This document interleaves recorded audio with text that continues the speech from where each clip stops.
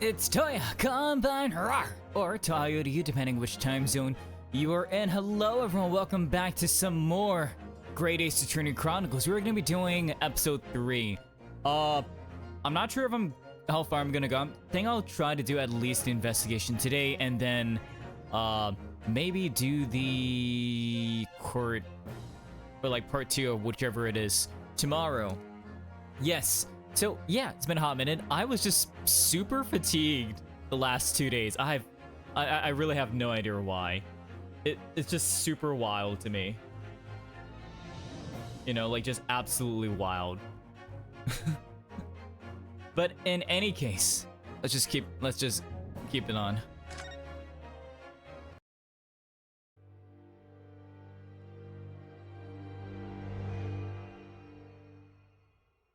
The Great Departed Soul. The grand end of the century Great Exhibition of London. Surely there is not a soul who has failed to hear of it. Wondrous new works of culture and industry from every corner of the globe had converged on Hyde Park, welcoming over 50 million visitors. The last great hurrah of this century. Astonished and delighted people of all nations, and ended on a note of resounding success. But as regards to the terrible catastrophe that occurred during the festivities, very few are aware my friend Mr. Herlock Sholmes had a hand in unraveling the matter. Oh. For from the shadows, it was he who earnestly unearthed the facts of the case. And like the centerpiece of the great exhibition, oh no, it's on rose fire! High into the skies of Hyde Park. Sholmes's brilliant deductions, as clear and lofty as the crystal tower itself, brought the truth to light.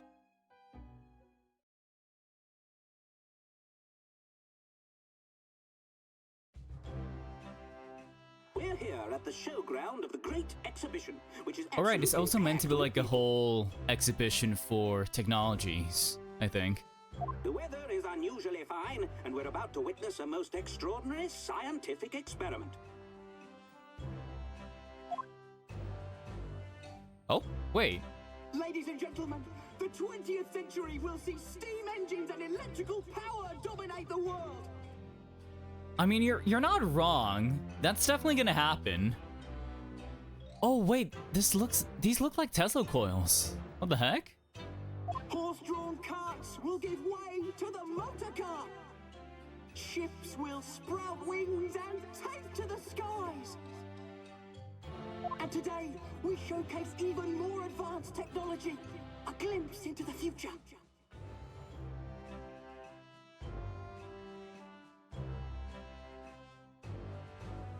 A world first. A demonstration of my super high voltage instantaneous kinesis machine. You built a teleporter? Wait. Actually, yeah, this kind of just looks like one of like the old sketches of like Tesla's like little teleporter thing.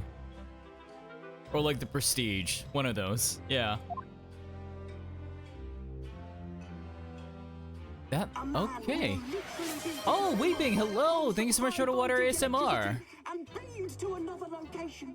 Everyone, let's grab our little water jugs and do a little glug glug. Thank you. Oh, and thank you so much for the stretch. Ah, thank you.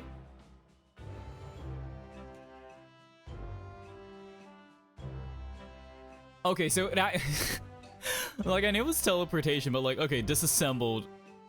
Okay, so like the usual running theory of like how teleportation works. Gotcha. Whereupon his body will be reassembled. Reassembled. Complex calculations exactly as it was before. Yeah, we can't do that now. What hot mess we're looking at? We're looking at a potentially terrible disaster. My guy in the 1900s is trying to make a teleporter. Alrighty.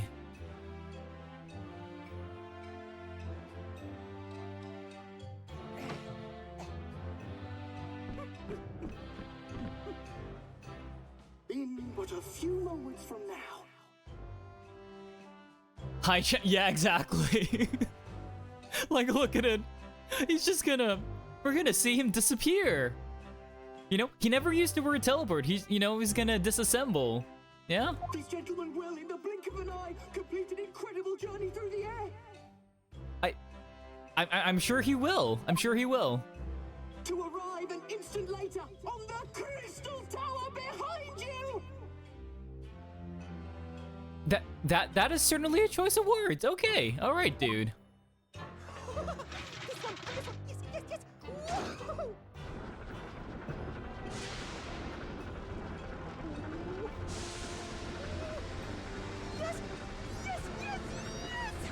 Oh my, this is concerning. Okay, stay. Oh no. Oh God. Have you not tested this, sir? I applaud your passion following through with making it a reality. Yeah, it didn't look like it went so well, huh? Nah. My God. Oh God, what happened?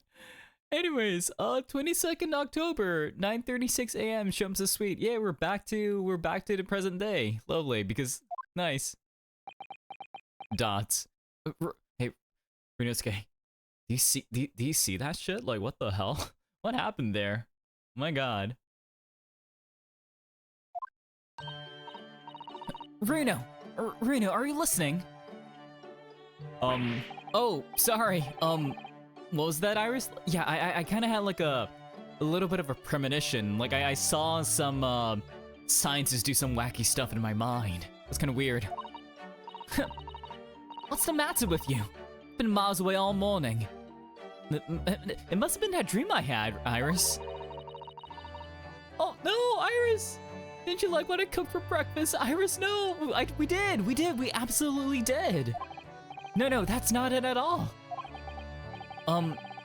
What were we talking about again? Today's paper. It's full of news about the great exhibition again. Ah, yes. The great exhibition. I'd like to go sometime. Actually, how long does it last for? Like, a month? A week? Like, it's basically a symposium, right? Dots. You're really not your usual self today. You seem very down. I mean, this will be after we review like what happened with the second Soseki case, right? So, you know, there's got to be like a wild like conspiracy, probably.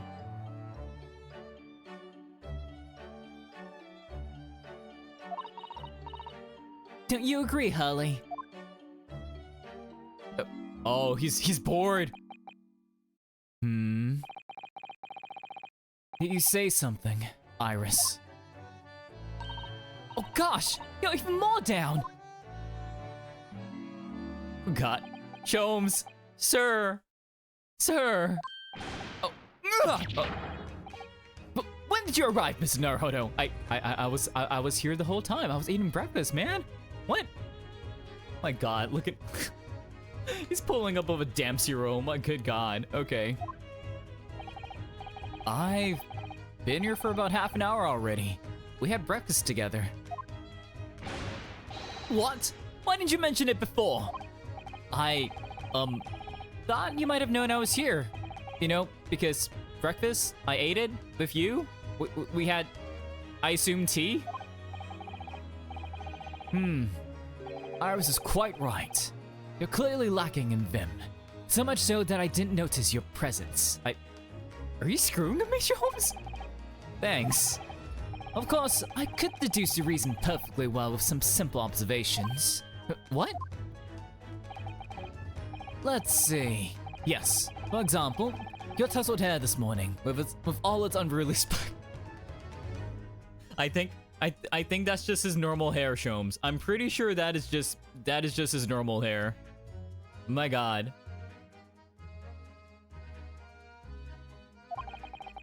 Clearly, it can be deduced therefore that, let me stop you there, Mr. Sholmes, because I think I can see where this is going. Yeah, well, didn't he say the exact same thing like before? My hair always looks like this. It always has. Ever since we first met, in fact. Oh, really? How interesting. It just doesn't look like a haircut as such. God damn, Sholmes. Okay. Alright. Alrighty. Okay. Okay. I see. Interesting.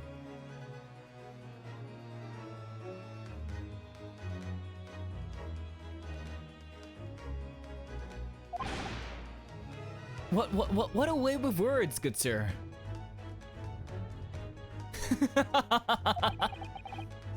Thanks again. Dots.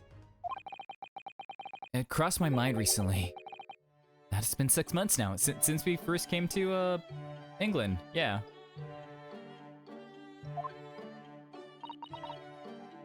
Six months. Oh. Oh, wait. Since I was forbidden from working in wait, I thought like... Wait, last time, like, the last case before we started reading the flashbacks, it was 6 months since he arrived in London, right? So it was 2 months after the last game. So it's been 2 more months since? Okay. So I've been wondering how much longer I'm going to be banned. And it takes about a month to get from Japan to London by boat. So, Oh, well, that would explain why you seem rather glum. Don't you agree, Hurley? Sholmes?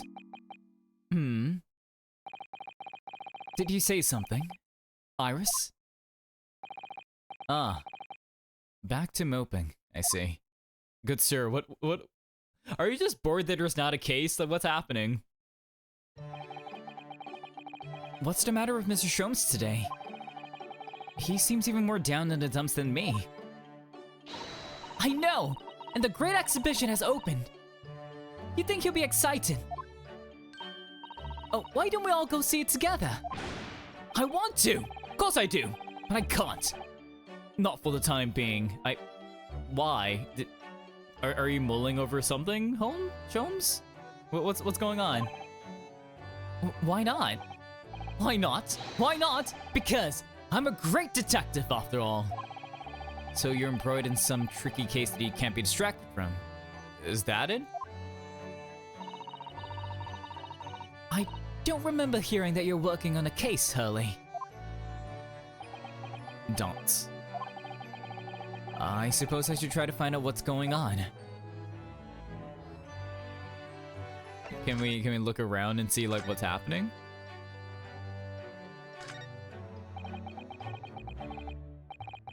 Every time I look at that machine, I can't help thinking what a monstrosity it is. What's it called again? Looks like a giant magnifying, like a giant microscope or something. A great analytoscope. I can analyze absolutely anything, you know.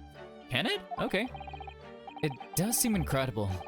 And at the same time, incredibly useless.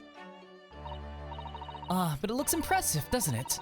So that makes it very useful. Just to look impressive? Okay.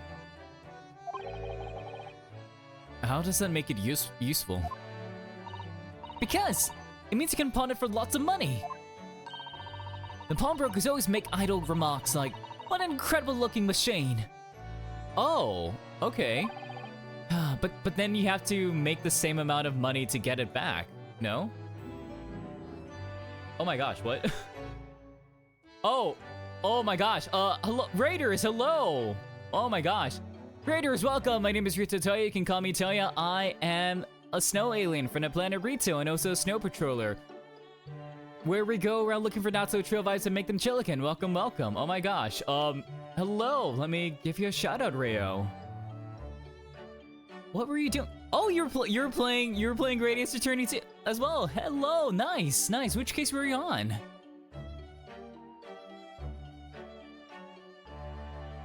Thank you so much for the raid. I really appreciate it. If you need to rest and decompress after your stream, please do. I understand how tiring streams can be. So if you need to rest and decompress, you need to get some water, you need to get some food, you need to kick back and relax, please do. Raiders as well, if you need to go use the bathroom, you need to get some water, please do. I'm on chapter 4, I think. Nice, okay, so, alright.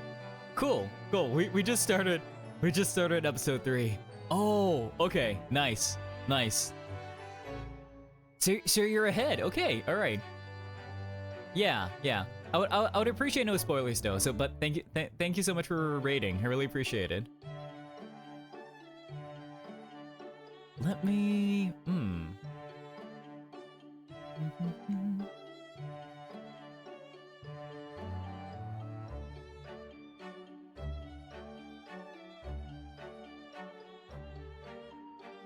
Nice voice, by the way. Nah. My voice ain't like. My voice ain't that. But again, thank you so much. I really appreciate it. Do you prefer me I call you Rayo or just Ray or 10 or what is your preference? Oh, thank you so much for the follow, Rayo. You're now a snow patroller. It is now your solemn duty to go around looking for not-so-chill vibes and make them chill again. Welcome. Rayo, okay. Well, you sound real swell. We make puns here. If you don't like that, well, it's too late. It's too late to leave. You're in my clutches now.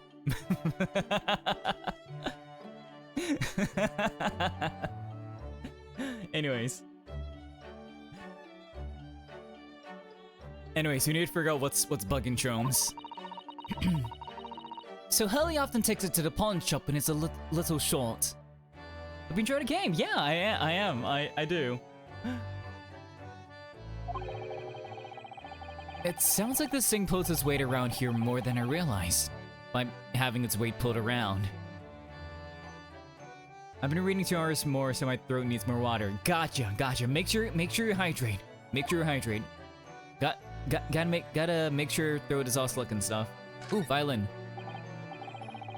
Yes, Mr. Shrooms' faithful musical companion. Wasn't this violin made by somebody famous? Yes, it's a Stradivarius. I'm afraid you have to save up for 100 years before you could afford one, Bruno. I mean, wasn't he just like... he wasn't gifted it. He found it in the pawn shop and bought it for cheap though, right? Yeah. If I were to save up for 100 years, I wouldn't choose to buy a violin, personally. Oh? What would you buy then? A house? Like, anything else, maybe? Gosh, how do you guys read so smooth? Don't watch my VODs, please. Well, now I gotta. Now that sounds like a challenge. I gotta watch your VODs. I gotta watch your VODs, Rayo. I'm already following you.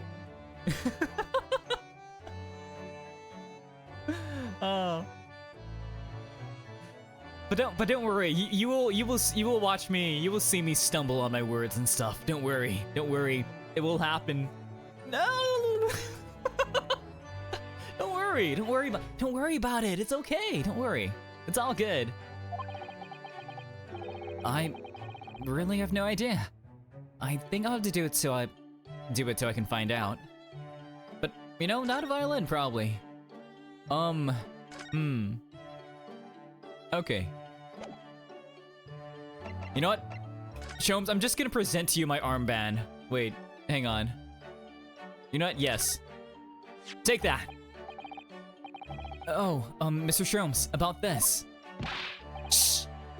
Not another word. Ah, yes, I see. This would be a collar. For a breed of miniature canine with a particularly long neck. And for winter use. Yes, absolutely, Shomes. Actually, it's the armband I always wear that symbolizes my role as a defense lawyer. Precisely!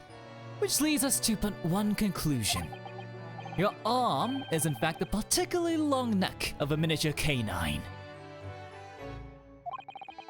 I'm starting to wish I'd never shown him this now. The man's barking mad. I mean, hey! hey, it's a tradition. We need to keep showing every new person we meet. We gotta keep showing the armband or like the the badge and anything, because it always hides the best lines. Gotta roleplay more. Yeah, I agree with Shishi Reo. You know, you gotta roleplay more. It's okay. Once you try, you'll be hooked. You'll be hooked, and then you will never stop. Maybe.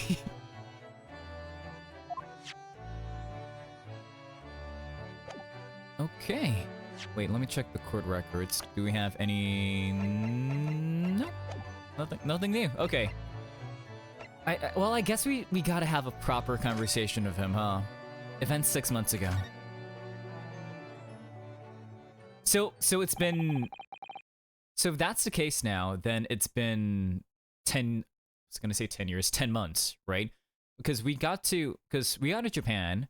We had like essentially three cases back to back, and then a 4-month like lull until like the case where we exposed government secrets to the court, and then 2 months later we were reading through the old documents from the second Soseki case, and then it's been like another 4 months then, I'm guessing. Yeah, I'm just gonna die my throat. I've been using for work and more during streams. Ah, I see. Yeah, make sure you rest up your throat, Reo. So you started this game when? So about that, it's kind of funny. I started the actual game I think about a year or two ago, and then I didn't play much of it until like more last year. Yeah, like last year. So I was playing through more of it until I finished like the first half. What was it? Yeah, the first half. So it's only been about a couple of weeks since I started the second half of it. Yeah. So I've been. Hello. Hi. Wait, Reo. Same. Yo. I started in. Oh, yo. Like I feel like it's almost at the same time. So like I had to go back and like count like each announcement I made for like, yeah, I'm playing this game. So like, so if you see like my little stream title, the number is basically the number of streams I had for each game. Multi-year exactly. Yeah. So this will be the 21st stream of playing the collection. You know, Ray, we're on that shared Wi-Fi. It's like we're sharing the same password. It's never ending. I know, right? Cause you gotta intersplice it with like other games and like other content and like other stuff. Actually, you know what? Okay, so speaking of which, because ever since starting playing The Greatest Attorney, right? I've been getting like, like those I don't know if you know about this, Rail. Like, like those Great Ace Attorney plushies, like the little like sim kind of plushies. I got them. Yeah, I got them. Like right now in front of my keyboard, I've got a little Von Zieg's, I got a little Iris, I got a little Kazuma and a little Rinosuke and a little Susato. Yeah, I did. Yeah, I got it. Like, I had a friend send it over for me from Japan. Like, they went down to the actual Capcom store to grab them, but for whatever reason, Sholmes is not there. They could not find Sholmes. They went back like multiple times to pick up that bastard. He was not there. Sholmes is nowhere in sight. I swear to God, like you have to solve like a fucking escape room or something. It's like, oh, you think you can just buy me? You need to solve this puzzle first, and then he like stumbles off out into the distance. He's that guy's always missing. Exactly. Yeah. Like I swear, like his deductions have been like not on point, but also it's kind of like I'm pretty sure he's like my running theory is that he is just kind of screwing with us, because like the way his deductions are wrong are like so close to the truth that it feels like almost intentional, and like what, and because like he can and does get serious with Iris, so I'm just like, something's going on with Sholmes, like, you know? Like, I don't think he's just a himbo. But anyways, yeah, they're like all like, look, his deduction's ridiculous. Exactly. But yeah, I got most of the gang. Actually, I've got Phoenix and Miles like behind me, but like the all of the Great Ace Attorney cast except for Sholmes is like staring at me, being like, I truly think he's a himbo. I mean, you're further along ahead than me, Rayo. So it's kind of like, maybe he is a himbo. Maybe I'm like overthinking it. Maybe I'm just like, maybe I'm like thinking too much because it's just like, is Sholmes actually like dumb? Like he can make amazing things, but it's like, But Mr. Naruhodo is truly more himbo when I'm in control. You know what, Rayo? I need to go watch your VODs now. You know what? I gotta go do that. I need to go watch your VODs now. It is now my solemn duty to go and watch your VODs and see and see what's happening. Hehe. Anyways, no, I haven't reviewed my VODs, especially the Monster Hunter ones. Oh, okay. You know what, Shishi? I'll go watch the Monster Hunter ones too. Anyways, I'm getting distracted by talking about the Tsums. You're so cute. You're looking at me. Like Von Zeek just looks at me being like, pray forgive the discourtesy of bam. Like he just like junctions me. Anyways, half a year ago now, I took on the defense of a young girl in a trial heard at the Old Bailey. What at first seemed like a simple case of murder that took place at a London pawnbrokery. I'm very simple for Von Zeeks. Lord Von Zeeks. Lord Baroque Von Zeeks. I'm tossing one in my face. you imagine like people in the audience, like the ones behind him? The ones behind him, like every time he tosses like a wine bottle or the wine glass into the candle, it's just being like, splash zone! Woo! They won't know, right? I don't know. I don't know if they won't know, Rio. No, I can. You know what? I can give a distraction. I can give a distraction for you, Rayo. I can give a distraction. Hang on.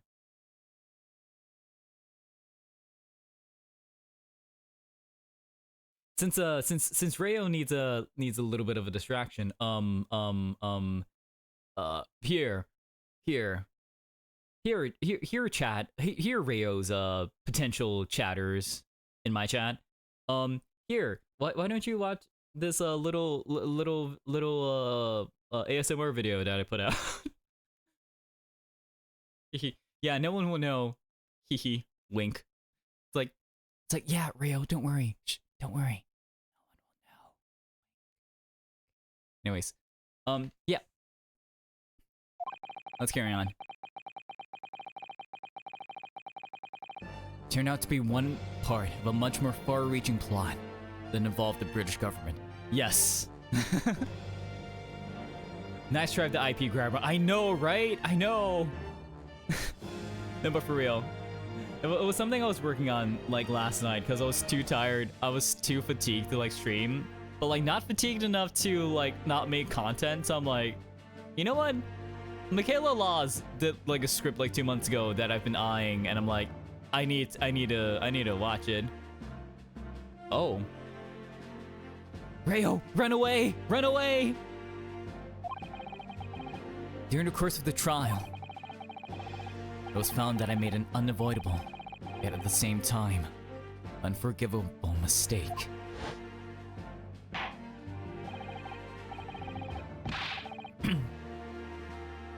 What's failed me? The situation is utterly deplorable. Mr. Naruhodo! Yes, my lord. I will decide upon your fate following the conclusion of this trial. Of course, my lord.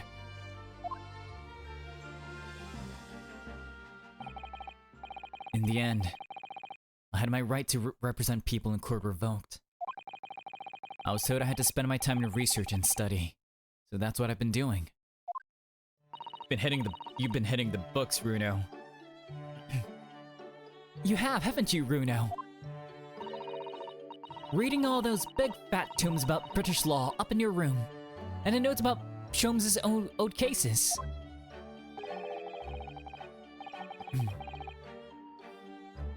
Brewing Iris's special blends of tea. Fetching my daily bread for me. You've become something of a manservant around here. Start on the silverware next, Master Naruhodo. Oh, Kev Hype 9, thank you so much for the follow. You're now a snow patroller. It is now your solemn duty to go around looking for not so chill vibes and make them chill again. Welcome, welcome, welcome. Really appreciate it.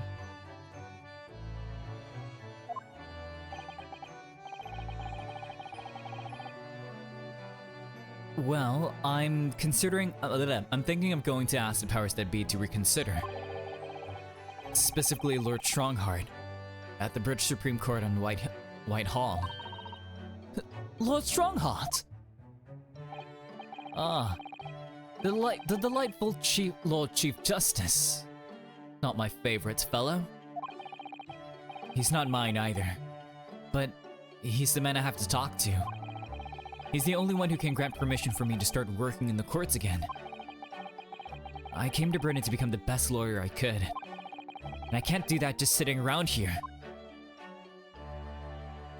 Alright, the Great Exhibition. Oh, God.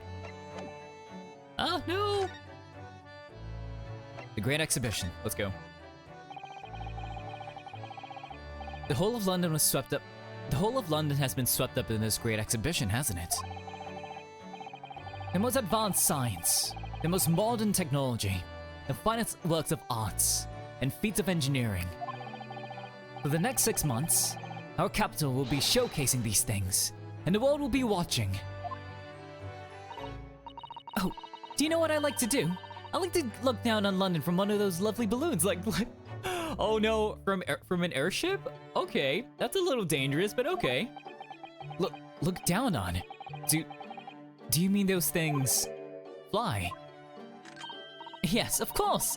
They fly high in the sky and don't even need wings to do it. All you need is hot air. But how?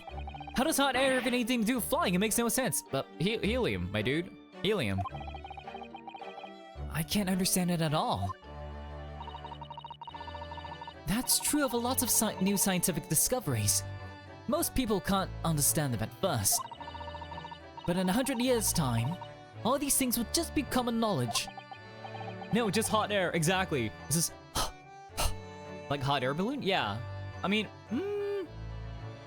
it could be a hot air balloon, but I think it's an airship, like a helium airship. I suppose they might. Mind you, some of the science being demonstrated seems very questionable. Like the little teleportation thing we had a premonition earlier? That thing?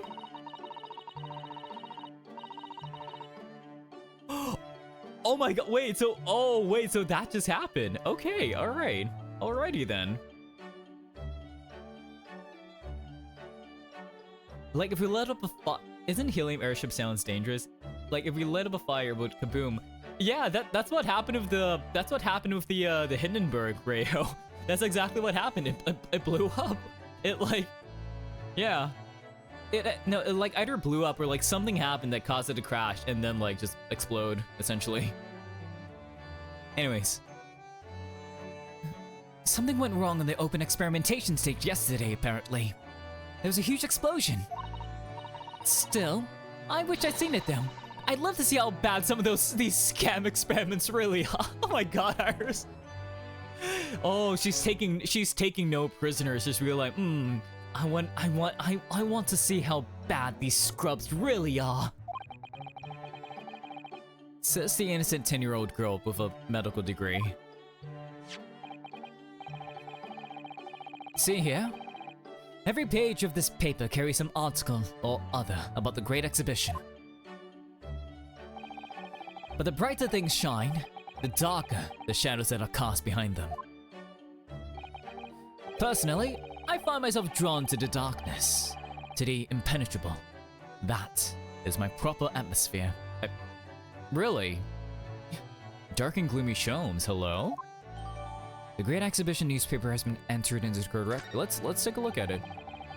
Shadows cast behind. Is that a miracle way of referring to the back of the page of the paper? Wait, is it? Let's read this. Oh, wait, Iris is our assistant. Okay, alright. Every article on the front page is news about the Great Exhibition. Emo I get the feeling you might be down for that. You might be down for that, Rio. Public experiments to demonstrate brand new scientific ideas, cultural exhibits from around the globe. It's also positive and hopeful about the coming century. We must all go to see it properly before too long. First test of matter transport device. Eyes of the world are on the Crystal Tower, the Great Exhibition. So what's at the back? Oh! Ayo! Lord Von Zeeks and compatriot cornered. Hello? What? The Reaper attack. So many glowing reports about the Great Exhibition and everything that's going on there.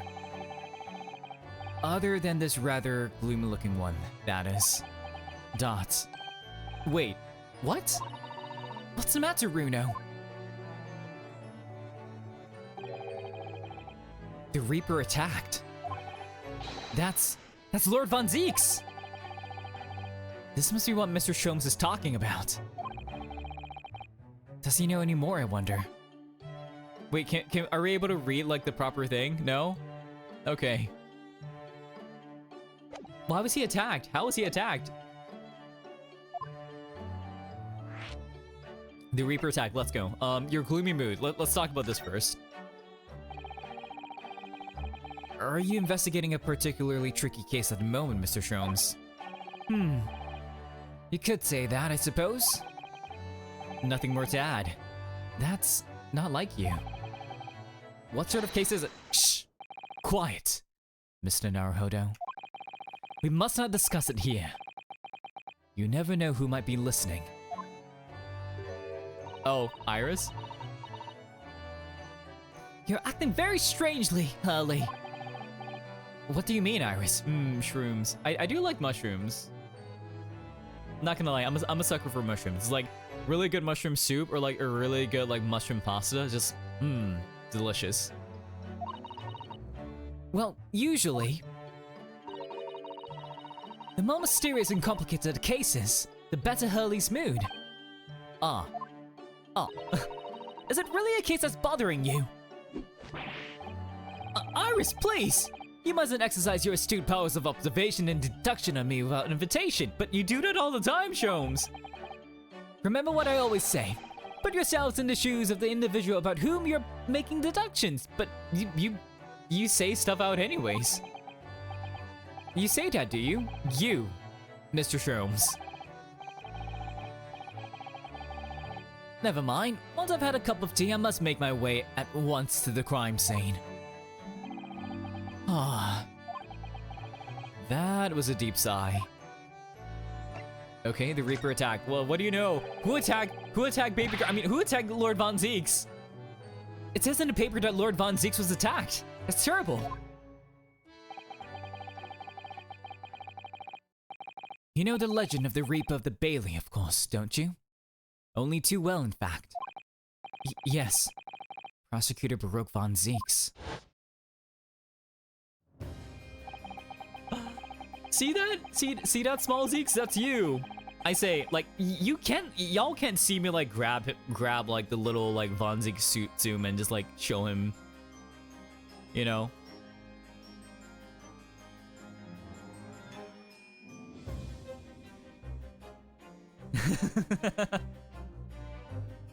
They say that if the Reaper isn't the prosecutor in the case, there's no salvation for whoever's in the dock.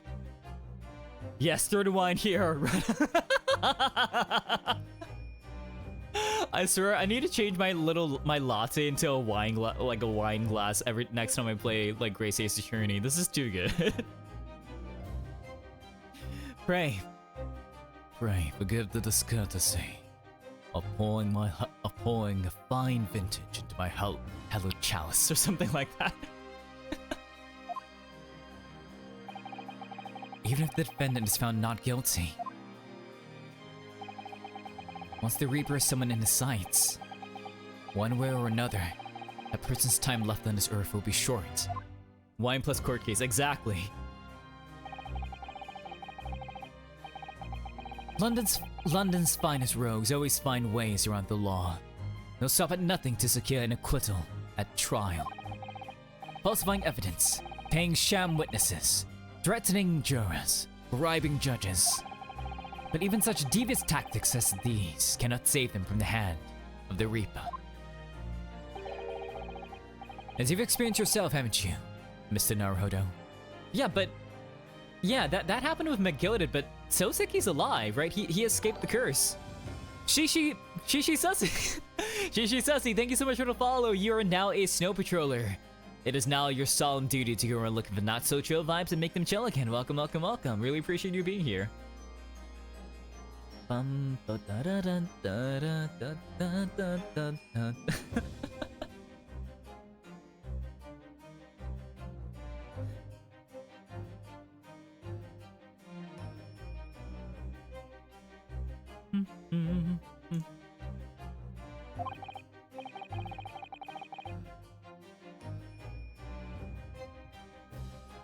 Yes, I've seen the Reaper's retribution at work.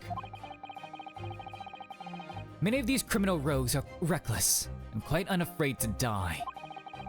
The leader among their fraternities seems to have been taken by the Reaper. Retaliation like this does occur, but it was proven that McGilded was killed by Ashley Grayson, right? Really? The capital has a never-ending supply of such scoundrels.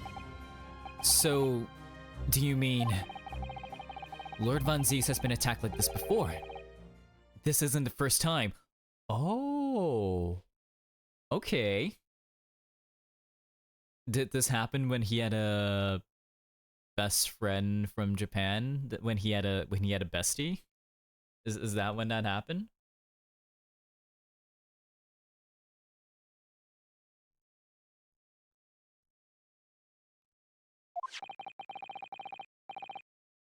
He's quite an accomplished combatant.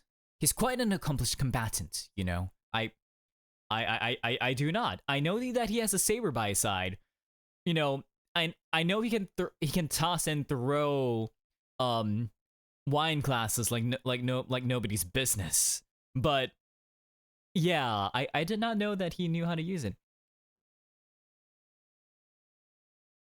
One of Rayo's best things is that she can't remember all the story before. I literally forgot the moment I stopped the stream. It's okay. I can't even spoil Rito. It's okay.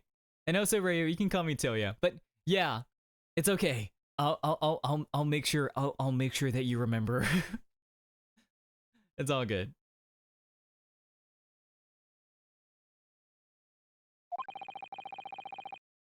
He doesn't take these attacks lying down. This is true. She can technically replay every game if there weren't bots.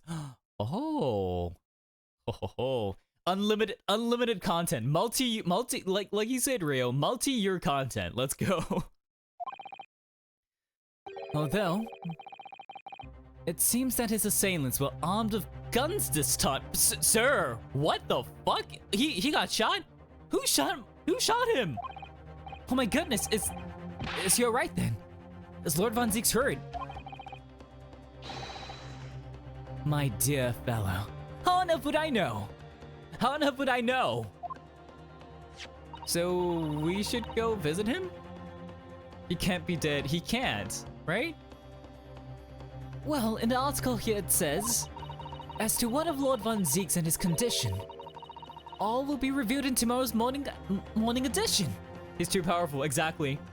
He starts pulling out multiple wine bottles and starts dual wielding them. Ah, I see. Well, we shall have to be patient then. I mean, if they're gonna do it like that, that means he's probably alive, right? So, Shom's not considering himself of this is You know, it makes sense. No, I can't wait until tomorrow. In that case, you shall have to inquire of somebody in the know. I mean, if he's dead, who's gonna be on the opposite of the court, eh? I mean, there's Aoichi, the Japanese prosecutor. He might be there. But who? What? Gregson? Probably? Lord Strongheart, perhaps.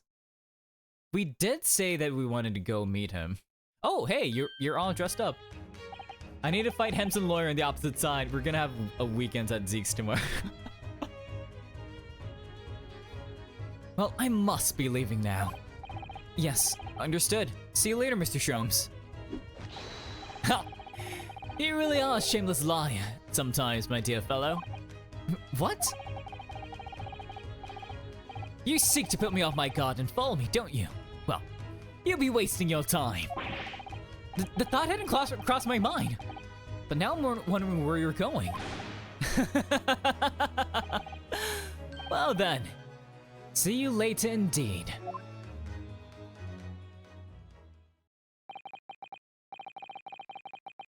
Listen to him. He's still laughing on his way out of the door. Oh, yo, Iris' new outfit? Hello? That's so cute. And your hat is covering your... Oh my god, your hat is covering the buttons too. Interesting. All right then, Reno. Let's get going. Oh, Iris, what are you wearing? It's so cute, look at that. I've got to change to go to the Great Exhibition. You're going to take me. What? But I was just about to go to the Supreme Court. Oh, well that sounds fun too. You're going to take me there. Oh my god, Iris, no! Iris! Iris! Oh my god, Iris. Oh god. Alright, fine. Just lower that weapon, would you? Of course! And after the Supreme Court, then we'll go to see the Great Exhibition. Do we get to, like, here's the thing. I know, like, with the DLC, right, we get to wear the outfits that Iris made for us for the Great Exhibition, but do we get to play that? Like, naturally, or is it just like an extra thing? Okay. Okay. What shall I make for breakfast tomorrow? Why don't I surprise you, Bruno? Nice. It's been 6 months now, hasn't it, since Susie went back to Japan? You know, I think a visit to this place could be a good idea. Okay. Okay, before I continue, I'm gonna take a very quick break. I'm just gonna use the bathroom really quickly, so you're just gonna keep enjoying the Ace Attorney music. I'll be right back.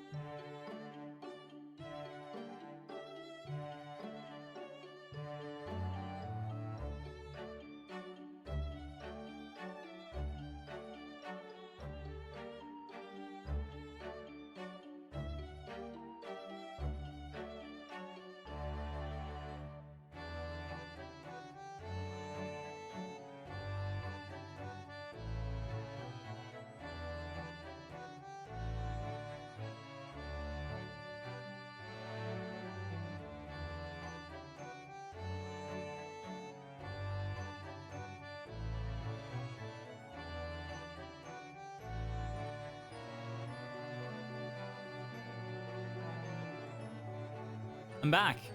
I hope everyone has been behaving. I hope that everyone has been on their best behavior. Anyways, let's go to Lord Strongheart's office. Let's go.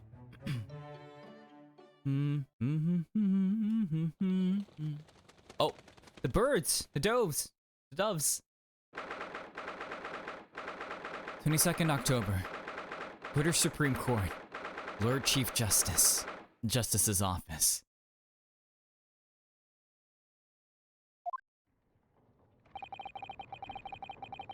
It's been about 6 months now since I was last here. But some things never change. Like the sense of foreboding I always seem to feel in this place. Oh, Iris? You're just reading? It doesn't seem to be bothering Iris at all, though. She's happily reading over there. Look, her outfit is so cute. It's so coordinated, too. Like the puffs and everything. Like, look at that. That's so cute. What the heck?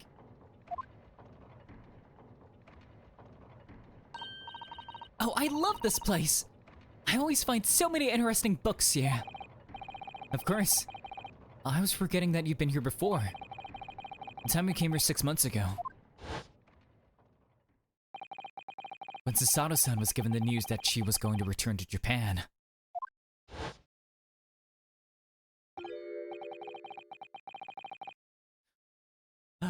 It's been a while since I've done a Lord Strongheart. So I believe that, so I feel like he's definitely got like a bassy tone. Oh, I understand you wish to speak with me. Oh, Lord Strongheart! I trust you've been keeping well.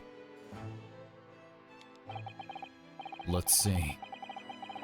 Since you arrived and requested an audience, it's been 4 hours, 32 minutes, and 26 seconds. I've kept you waiting a while. My apologies. Yes. Rayo! Anyways. I'm just reading chat, oh my god. Oh no, not at all. I like them nothing more than standing around staring into space. That sounds kind of passive aggressive, but anyways. Good to know. Good to know that doesn't appear to bother him at all. Mayo Strongheart, Lord Chief Justice of London. He's the man who allowed me to start practicing as a defense lawyer when I arrived in Britain as a student. I should retire myself. It's 12:31 a.m. I see. Okay. Make sure you get some good rest, Rayo. Sleep well. Toyasumi.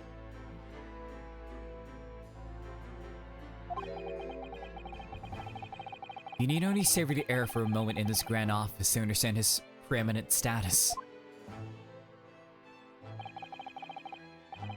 As you will be aware, the Great Exhibition of London is now underway at last.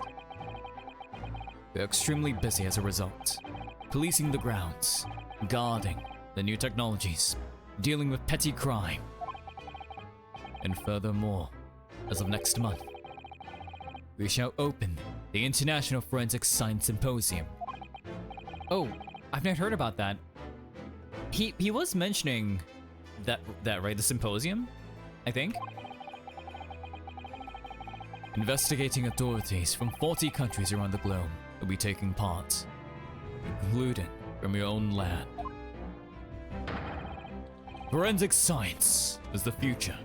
The world must embrace it. As we are the hosting nation, I have much to do, and it is my highest priority. If others must wait for my attention as a result, so be it. Well, it's nice to know where I stand.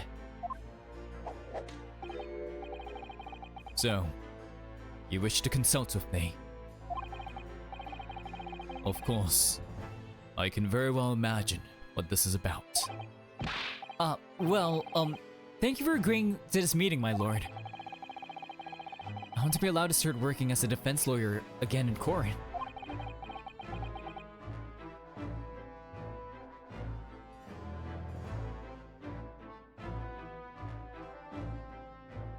That's what brought me here today.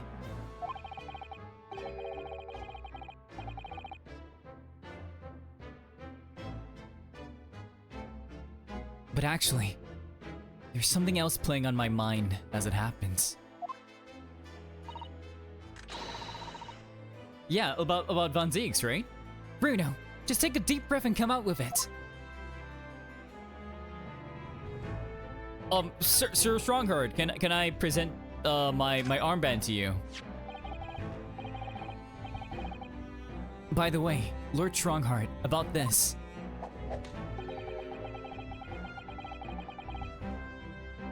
The symbol of a defense lawyer. The Japanese judiciary. Oh, I didn't expect you to know you'd know that. We never accept foreign students before first researching the legal systems of their home countries. But such trinkets are merely for show. The only true measure of your worth is your performance in court. Yes, right. Fair enough. At least it's a meritocracy, or at least it seems like it. Converse. Can I work? I actually came here today to ask her your permission. Go on. 6 months ago, my right to work in court as a lawyer was revoked, and I was told to spend my time studying. Obviously, I'm very sorry for what happened, but the thing is, it made me understand what it really means to defend somebody under the rules of a foreign justice system. And I desperately want to have another go. Please, permit me to enter the courtroom again. Dots.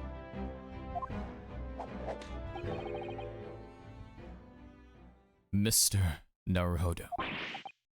Yes! Here it comes. I'm sure you haven't forgotten your position here, have you? At best, you are a substitute for your compatriot. This was never your intended role. Well, that's true. The Japanese government actually sent my best friend on the study tour. Not me. It should have been Kazuma.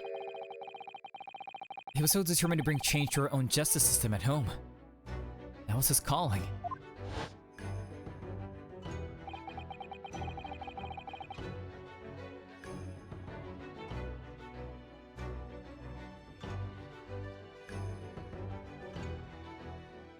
If that tragedy hadn't happened,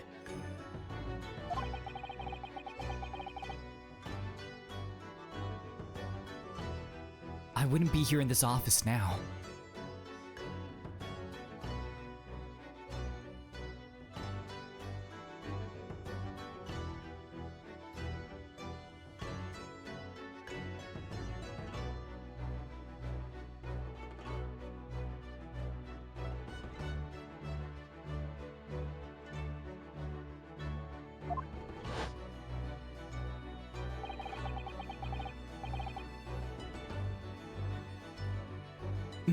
Mr. Asogi was my best friend, you see.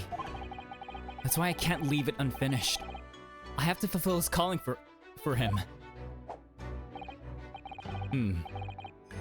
His calling, you say? Has it never occurred to you that perhaps you know nothing of his true calling? Sorry? Do you know something about, like, what Kazuma was trying to do here? Like, 'cause in the last... Oh, God. In the flashback, when we were reading through the Soseki case, we come to realize that there's, he had another purpose for being in London.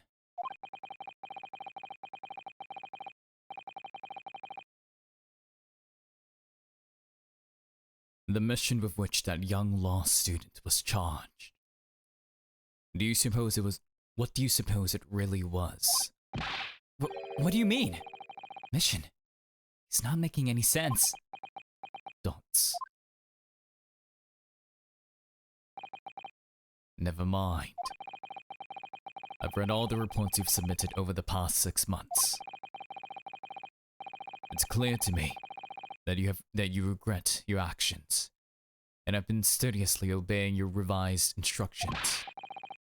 Do you mean? Yeah, let's go. We're lawyers again. As of this moment, I reinstate your license to practice law here in Great Britain. Let's go. Thank you so much. That's wonderful news, Bruno. In fact, I believe I have the perfect case to mark your comeback. A curious affair. You'll consider it, I hope. Of course. Please, tell me more. Okay, let's talk about the curious affair. You described it as a curious affair. Yes, that's right. I believe it was reported in the press. Are you aware there was a serious accident at the Great Exhibition yesterday? I was told about it. I had a vision of it. This guy tried to teleport someone, right? Oh, no, Bruno. Yes, I read about it. A professor from Germany tried to carry out a crazy experiment. Let me see. How is it described? Super high voltage instantaneous kinesis, I think. Instantaneous kinesis. As in moving things with a click of the fingers. I like how he knows this because he's also an English major. He should know these things. Like, he should at least just know what the words mean. That's right. It's just what my herbal blends needs. A dash of devil may care. Lovely. Whatever this serious accident was exactly, it's clearly captured Iris's imagination. It's an unfortunate business. A large explosion engulfed the public experimentation stage, and a man lost his life. A certain Mr. O.D. Assman, an investor and a well-known figure in society. A large explosion?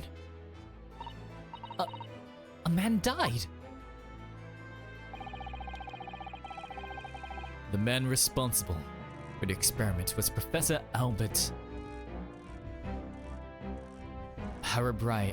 How do I pronounce this? What the heck? Harabraini? Hang on, let me look at a Japanese. How is this pronounced? What the heck?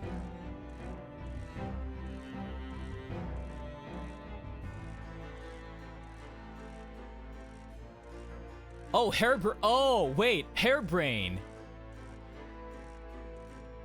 Oh my god, I can't believe I just noticed that. It's hairbrain. The man responsible for the experiment was Professor Albert Hairbrain. I love it. Oh my god. I just realized that. Hairbrain. Lovely. He was detained immediately after the incident and is due to appear in court tomorrow. I guess you can say that teleporter was just a harebrained scheme, hey?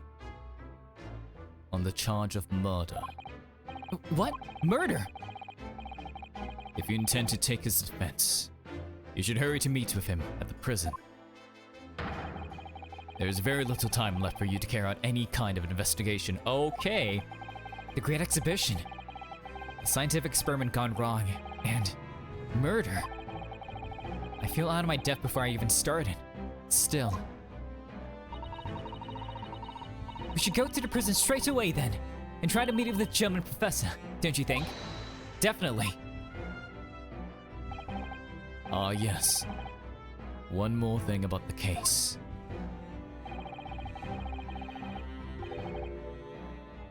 There's a connection with our mutual acquaintance, the Reaper.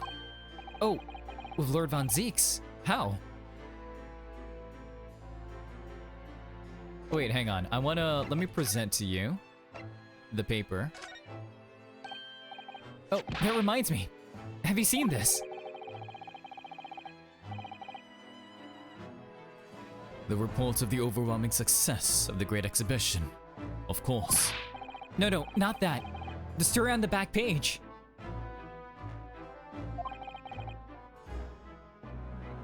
What story? There we go. London's top prosecutor Baruch von Zieg's life came under threat yet again as a group of heavily armed assailants brandishing large knives and pistols ambushed him last night. The sight of the Reaper of the Bailey and his companion valiantly keeping the mob of blackguards at bay was captured by this reporter, who then rushed straight away to the police to report this most heinous of crimes. As host of the Great Exhibition, the City of London can ill afford to have such brutal acts of violence occurring in the streets. The Lord Chief Justice's office is sure to have a response to this latest incident. As to Lord von Zieks and his condition, all be revealed in tomorrow's morning edition.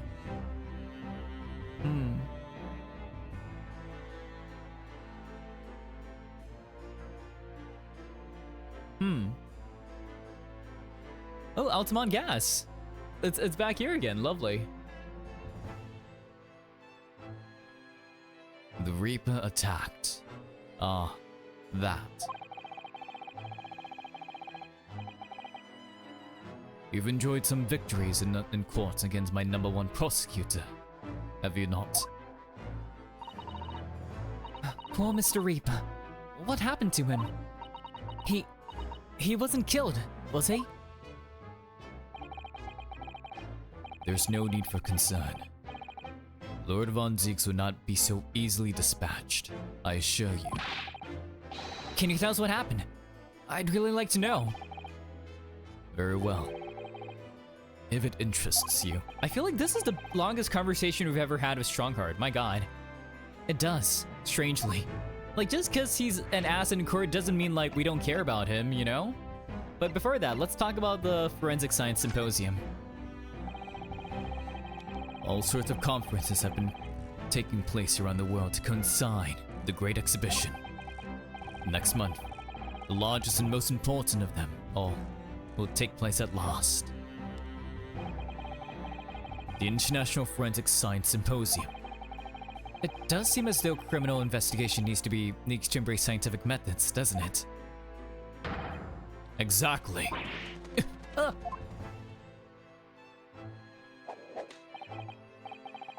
London, the global epicenter of culture, science, and wealth, now has a population exceeding 6 million.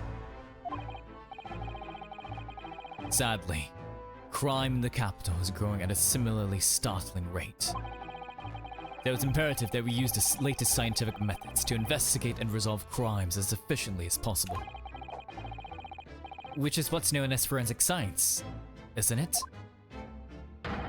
Exactly. The future of policing.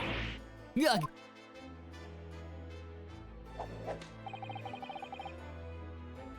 Regrettably, however, Britain is currently dragging its feet when it comes to the adoption of forensic methods.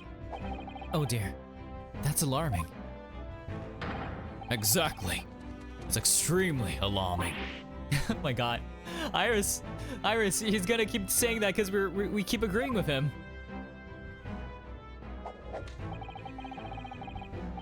If I were Her Majesty's Attorney General, you can be sure the numbers of crimes committed and resolved in London would be very different to the current figures. And I can cite 12 solid arguments and 223 individual reasons to support my claim.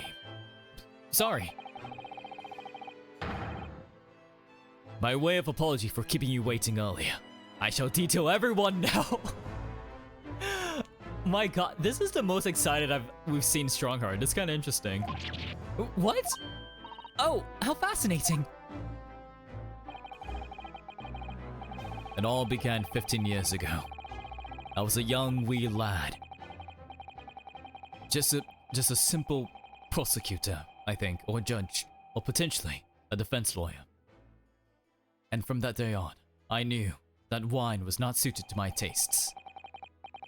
And beer was the more posh British way of enjoying things. Oh my god, did we black out? What the hell?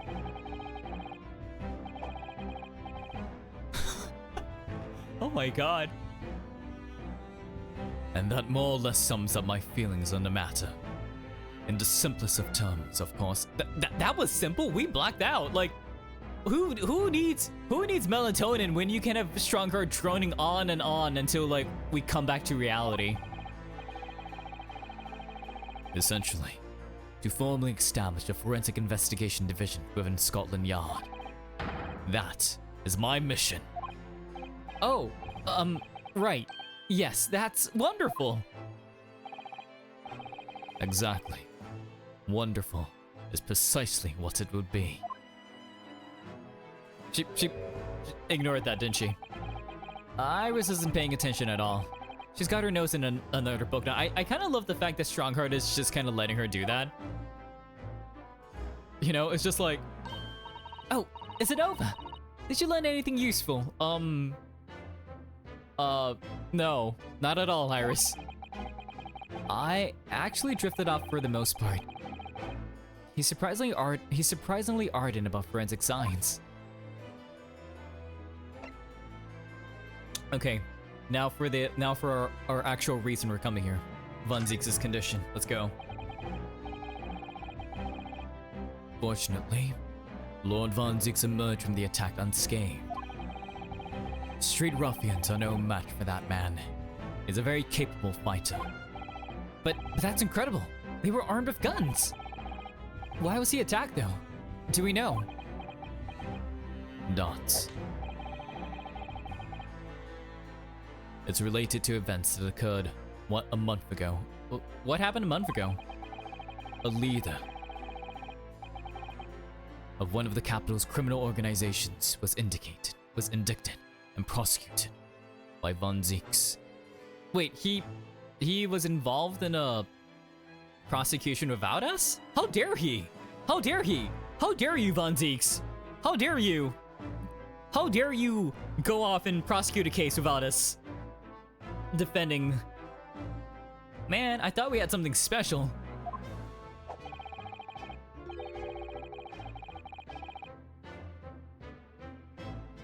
But the man was acquitted. I've no doubt large sums of money were involved behind the scenes. Large sums of money? Yeah, the judge was bribed, probably. A deplorable situation. Members of the jury were bribed, it seems. However, despite winning his freedom, the man in question met a dramatic end yesterday. But you're not suggesting that was the work of the Reaper, surely? The victim's henchmen certainly seemed to think so. He was a man by the name of Asmund. Mr. O.D. Asmund. Oh, wait! So the person that got killed by... That potentially got killed, that died yesterday from the explosion at the Great Exhibition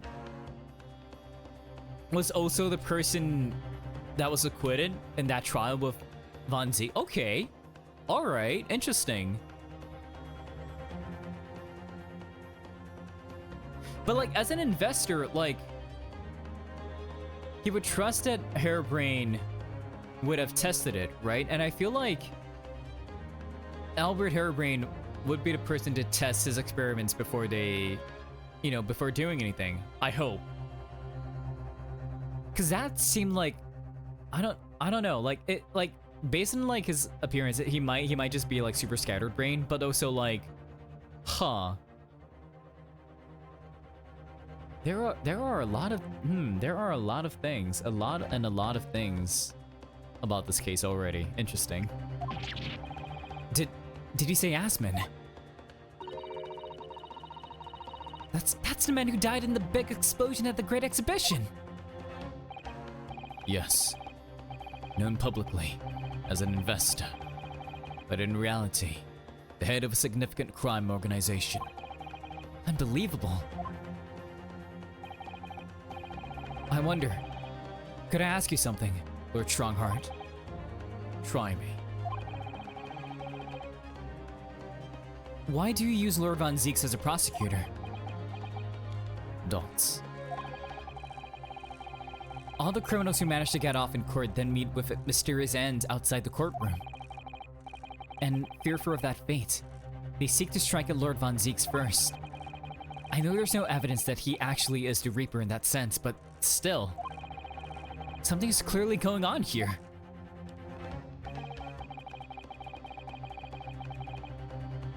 I have Von Ziek's work for the prosecution service for 2 reasons. Firstly, the man is the best prosecutor in the capital, bar none, okay? And secondly, any deaths of criminals that have occurred outside the courtroom following his trials are nothing to do with him. But that doesn't make sense. How can you explain the way so many have died if not by someone's hand? I mean, it's a thing of like, it probably couldn't be him, but they might have like, there might be like a cabal or like a secret organization that's following his trials and then just like, I don't know, like maybe like willfully spreading the spreading the rumors of like the Reaper by like killing people, right? At the very least, like McGilda's case was a coincidence because like Ashley Grayson was in court that day, saw that he was gonna get off scot-free, and then plotted to kill him then and there after he got acquitted.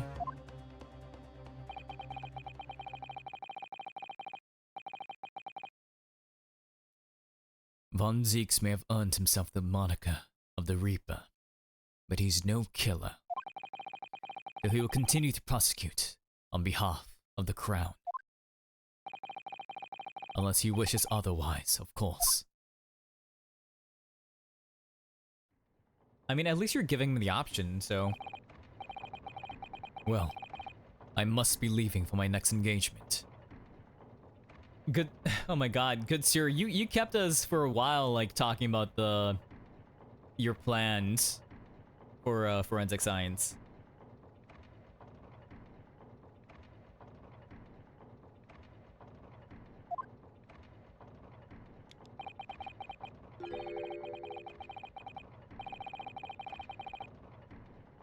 I'm already 11 hours and 16 minutes late.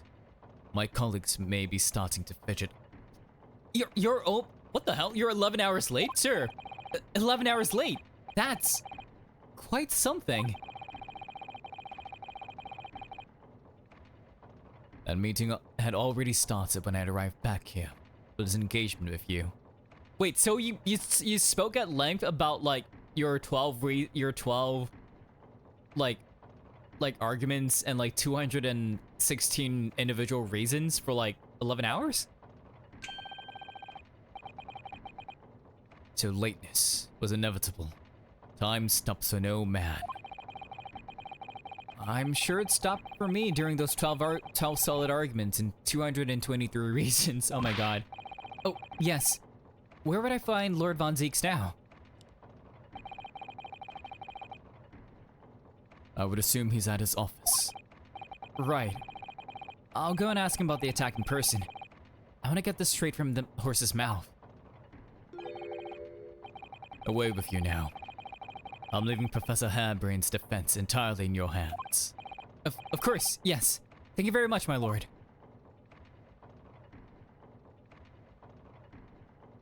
We should get out of here, Iris. Let's go. You know, I want to wait to go to his office. Let's go to prison first. Let's see like what exactly his deal is.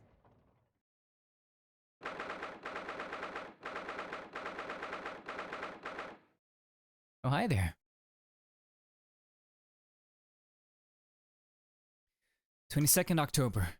Local prison. Cell 11. Hello, Hairbrain. The warden said cell 11. That's this one. Oh, that's someone curled up in a ball in the back corner. Look. What's his name again? Professor Albert Hairbrain, wasn't it? Excuse me. Professor Hairbrain. Oh wait, you're ahead. Wait, I'm ahead of you? Really? Welcome back, Rayo.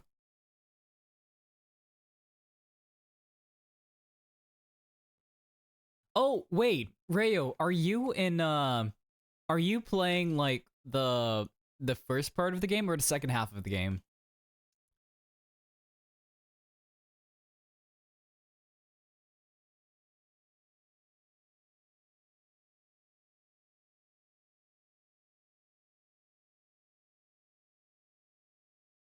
I'm the first half. Oh, okay. I'm on the second half. Like very, very new. I see.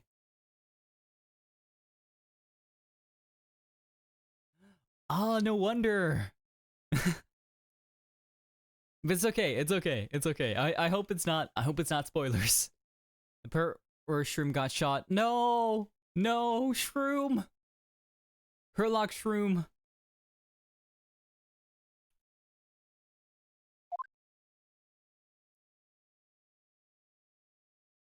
Hello, Professor Hairbrain. Who are you? Luckily, I ran off. Okay, time to hide again. All right, enjoy your evening, Rayo. Have a good night. A lawyer. What is something I said? A lawyer, you say? But would you be here about the experiment? Are you going to defend my hypothesis? Your hypothesis? Sorry, I don't. Yesterday's demonstration. That magnificent demonstration was. It was an out-and-out success by anyone's calculations. So you meant to kill a guy, sir? But despite that, no one listens. No lawyer believes in the science. When it's explained, they all leave at high velocity.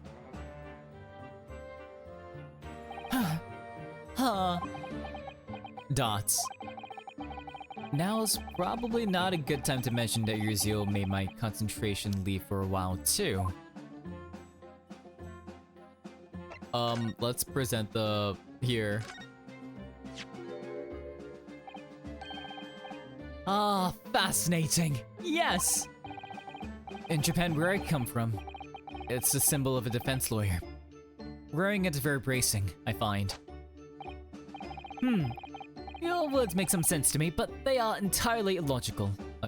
Okay. What do you mean? Well, for example, I find this white laboratory coat that I wear for my work very bracing too. However, in my case, there is a perfectly logical reason for that feeling. Oh, really? What is it? I purchased the wrong size by mistake. This one is too small for me, so like it literally feels like constricting. The sleeves especially are extremely bracing. I can barely move my wrists. So like you mean it like literally. It is literally very bracing. I see. Okay. Interesting, sir. Dots. That's what you call logical, is it? Of course! It's entirely logical. That's science, Mr. Naruhodo. Interesting. Let me converse with you, good sir. Yesterday's demonstration. You mentioned a demonstration yesterday. The papers have called it a spectacular failure. After all, a man died in the explosion, didn't he? Ah! Yes, you could interpret the results that way if you really wanted to. Well, I suppose in the strictest sense, the experiment was a failure, but at the same time was a great success. How? A man is dead, Hairbrain. A man is dead because of your harebrained schemes. You've lost me. I saw it with my own eyes, right there in front of me. Mr. Asman was spontaneously disassembled. You mean he exploded the fuck in front of you, dude? Until then, everything was going exactly as my calculations had predicted. At that point, he should have been beamed to the Crystal Tower by instantaneous kinesis. However, the machine exploded and Mr. Asman, in fact, perished. Yes, I can't deny that part of the experiment was a failure. So what you're really saying is the great explosion that killed Mr. Asman was an accident, correct? But the bigwigs had you arrested on suspicion of murder. Dots. Oh? I was responsible for a man's death. That is the immutable truth here. And for that, I wish to be punished at once. But murder? Never in a billion years. It was an accident. Simply an accident. I see. Hurley and I were talking this morning, you know. He said the situation would change completely depending on whether it was treated as an accident or murder. How exactly? Well, if it really was an accident, then the professor's machine would be kept in protective custody. On what grounds? Yes, it's newly established here in Britain. The Special Dispensation for Scientific Equipment Act. That one passed me by. But if the case is treated as murder, then they'll say my... Then they'll say my machine was the murder weapon, and they'll be able to borrow it as much as they like. If they examine it in detail, they'll find out how it's made, and then they'll be able to copy my idea. My precious hypothesis will be stolen. The machine must be protected from that at all costs. That's why it's imperative this whole incident is shown to be an accident in tomorrow's trial. So okay, so we can get you acquitted for murder, but so like involuntary manslaughter? Involuntary I see now. Okay, instantaneous kinesis, talk to me about it. So in short, there was a terrible accident at the Great Exhibition Showground yesterday. Yes! Or rather, no. The devil's in the details. Strictly speaking, there was a terrible explosion. Sounds the same to me. You were demonstrating super high voltage instantaneous kinesis, weren't you? How fascinating.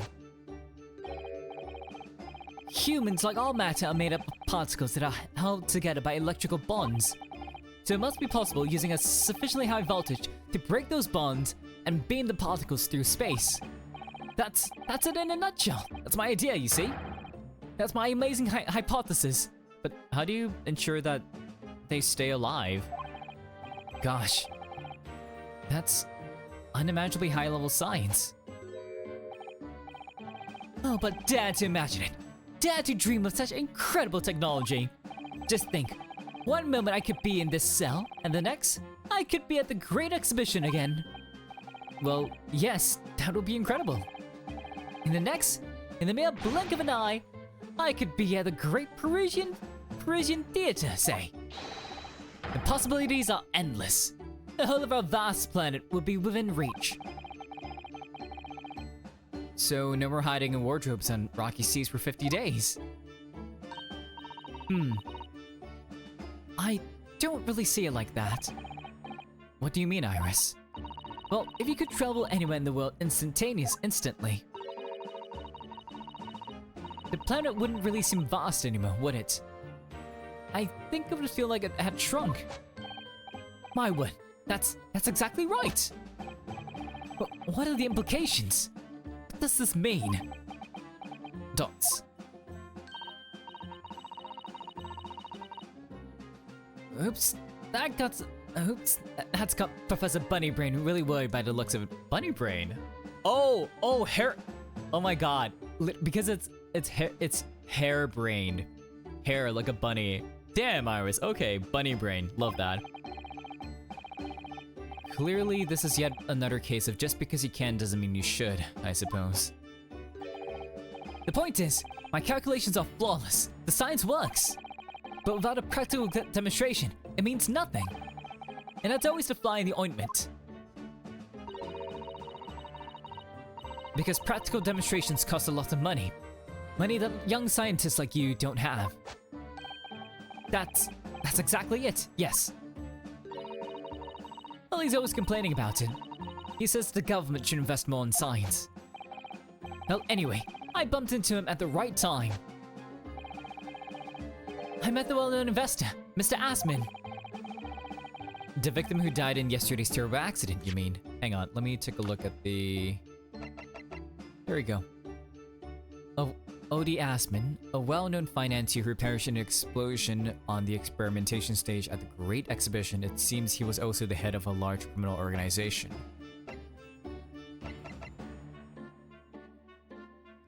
A scientist who invented a machine to demonstrate super high voltage instantaneous kinesis, however, exploded in use, and he's now accused of murder.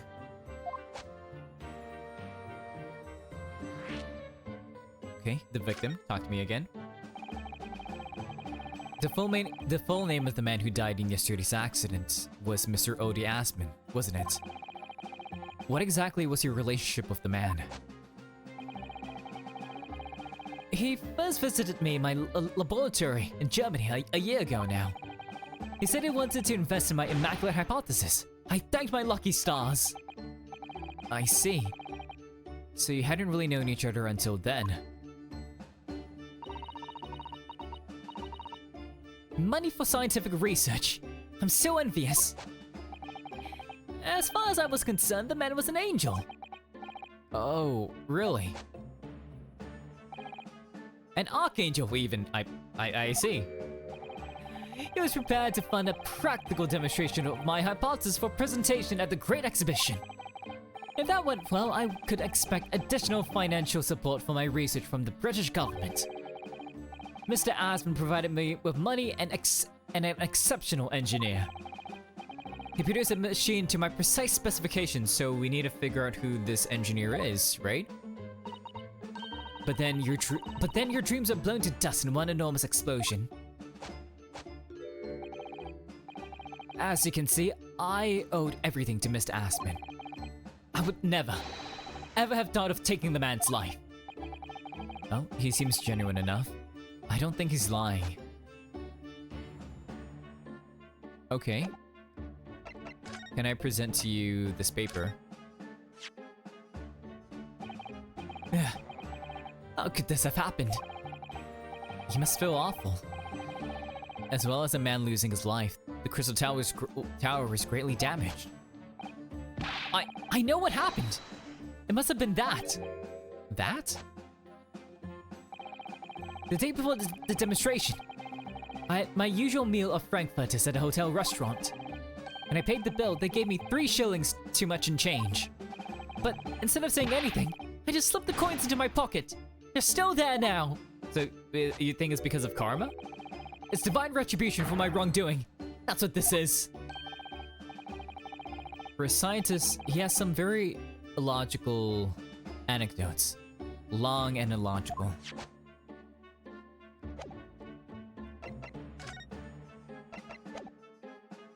Huh. Okay, I guess there's nothing else I can say. I'm gonna move. You know, let's go see Lord Von Zieks. Let's go.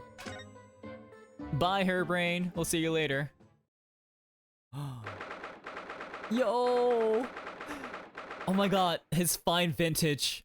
His chalices. Ooh, look at that. Sabers. Okay. Sabers. Chess pieces. That's so cute. Look at that. Wait, that looks like a little like mini version of like the teleportation machine. That's so cool. And like a miniaturized version of the Great Exhibition? Huh. Anyways. 22nd October. Prosecutor's office. Ooh! So this is the legendary Reaper's office.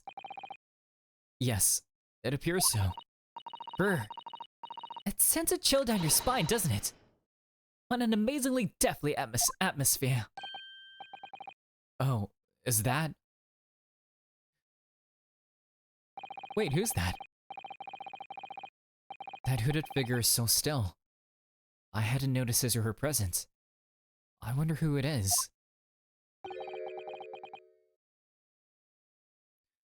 What are you doing here? Hang on, I need to channel the kind of Luis vibes with Von Zieks.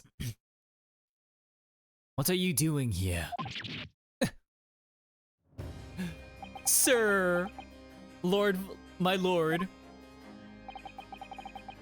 He's as unwelcoming as I thought he'd be. Actually, maybe even more so. Like, yeah, we don't have a bench protecting us. We don't have the bench to like have distance between us. Oh, I'm glad to see you're well. I am. Dots. Sir, we were concerned about you, good sir. dun.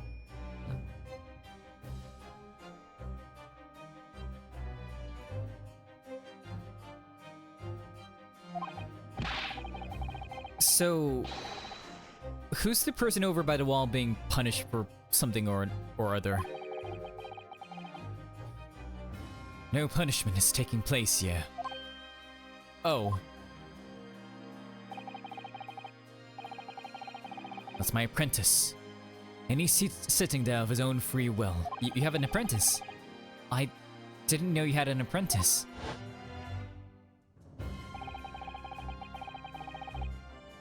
It must be the same person who was pictured in the newspaper.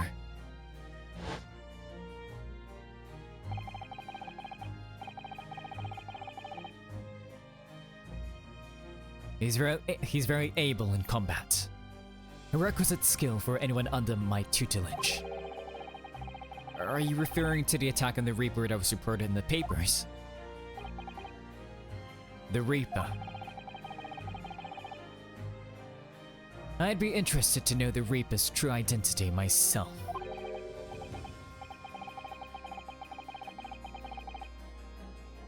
Assuming, that is, that a fabled fiend genuinely inhabits our great courtrooms. So he doesn't seem to like the title. Can I present to you my badge, my armband, good sir? I've know you've seen this around my arm before, but what is it exactly? It's the mark of a defense lawyer. In Japan, at least. And what's your reason for showing it to a British prosecutor? Oh, well, I don't know, really. Dots. I can understand, at least. There's merit in reminding yourself of who helped you become what you are today. Oh.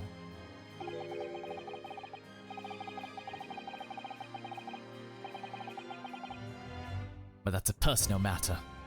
Something you may want to keep close at all times. Not something to flaunt. No, I suppose not. Thank you for understanding, though.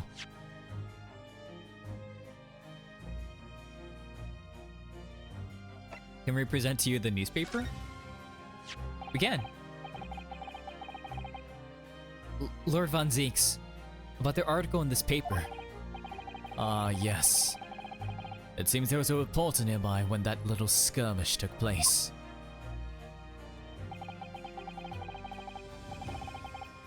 I had no idea I'd been photographed. It was careless of me.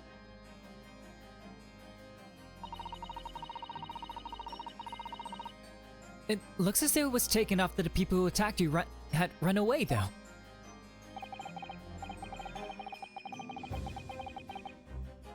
Rest assured, the police have already apprehended every last one of them. But there's someone else fighting alongside you, it seems. Your apprentice. And I think it's the same man who's sitting over there as we speak, isn't it? Dots. As I mentioned already, he's my apprentice. I just noticed those bats right there. Hello? Sir? Perhaps you could tell us a little more about him. Dots. Oh, there we go. Hang on, I want to take a look around your room, Lord Von Zeeks. Oh.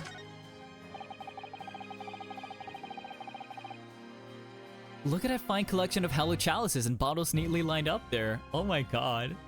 We finally get to see his room. Yo.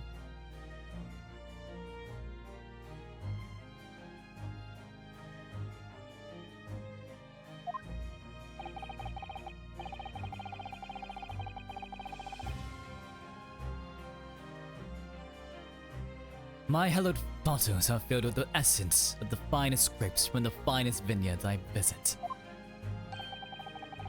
And I personally oversee these chalices being made by the finest crystal craftsmen in the world. but you just casually crush them in court. They're crystal, and they're crystal chalices too, sir. Good sir. And yet you throw them around in the court like they were worthless.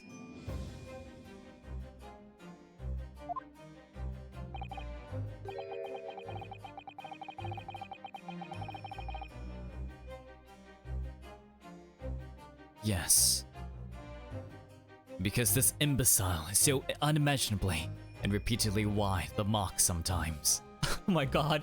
Sir, we came to visit you. We came to visit you out of concern, but you're just roasting us. Oh.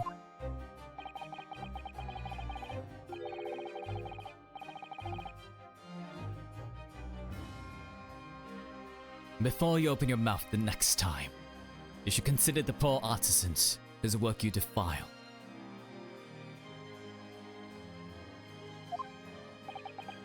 So, it's my fault. Silly me. How could I ever have thought otherwise? Oh my god. Ooh, chest. Lord Von Ziek's desk, look, it's so stylish. And that's a marble chess set beside it. Chess. That's the Western version of our Japanese shogi game, isn't it? You know, I'm actually quite good at shogi problems. Oh, really? You probably like chess problems in that case. I'd love to challenge Lord Von Ziek sometime. To a bout of shogi problems.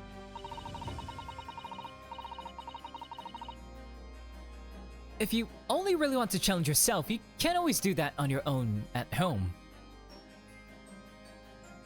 But come on, we could beat him, right? He's got a gramophone too. Dun, dun. Ooh. Wait, hang on. Let's look at this first. Ooh, look! It's a scale model of the Great Exhibition Showground. That's amazing. I wonder why it's here. Oh, it's a hot air balloon. Interesting. Perhaps he made it to take his mind off the sadness of being too busy to attend in person. Or perhaps he's too embarrassed to queue up for a ticket. Or you could just ask him. Sure. Surely it's obvious that I'm using it as an investigative aid. Yeah. You Nipponese have no business painting others as overly reserved. Yeah. I really didn't think he'd overhear that. Who that? That portrait really dominates the room, doesn't it? Yo, them features? And wait, that looks like Von Ziek's, right? Like that looks like his brother or something. Or like the red contrasting with his like green or blue, right? Like I know like it's like it looks green to me. Like it looks like blue with green undertones to me. So like it appears more green to me than anything. I'm not colorblind. I'll just say that off right now. I'm not colorblind. Cause I know like it's like cause I'm thinking looking at this, right? The red here. I'm thinking like the coat of arms, which is meant to be like red and blue. So I'm like, It's a very majestic outfit and pose, but sadly, whoever painted it didn't do a very good job of capturing Lord Von Ziek's facial features. Yes, you're right. I mean, it's not far off, but the artist has exaggerated his subject's handsomeness, I think. Oh my god, that's a burn, Iris. Ah, that reminds me. I heard Emperor Napoleon of France ordered artists to make him look more attractive when he painted him. How vain. That's really not an attractive quality in a person, is it?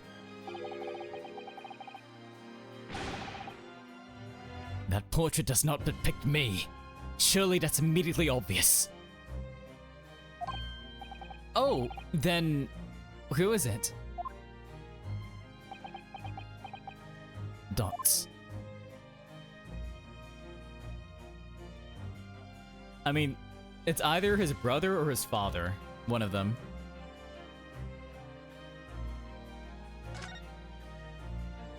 Look at that, bats. Oh my god!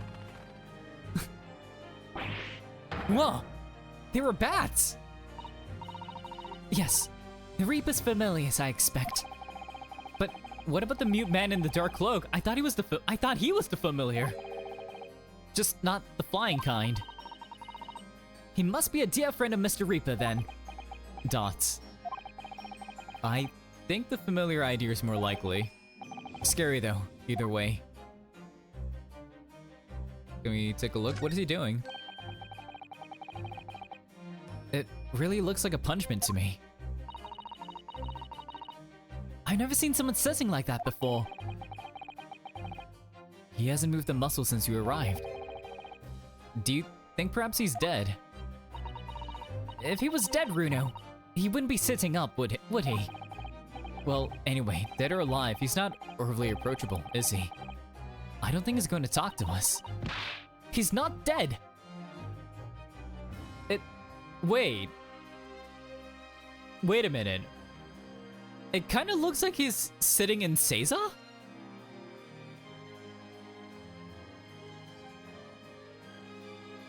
Wait, he's sitting in Seiza. Right? Like he's not he's not crossing his legs, right? He's sitting like, right, these are his boots, right? So that means it's like that. His legs, his calves and legs are like this. So he's sitting in Seiza. So are you Japanese? Who are you? Wait, is it? Oh, wait, hang on, is it?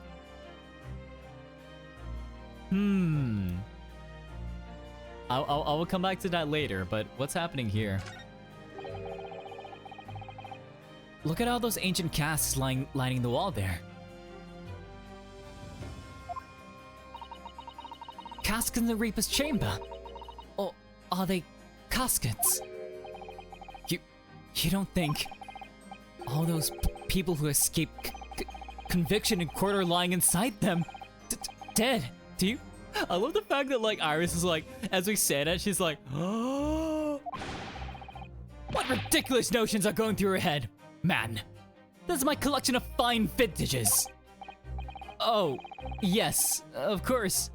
Thank you for clearing that up. I like how we're just like, we're just in his office like talking shit about him, and he's just like, he just has to stand here and be like, what the devil are you two doing in here?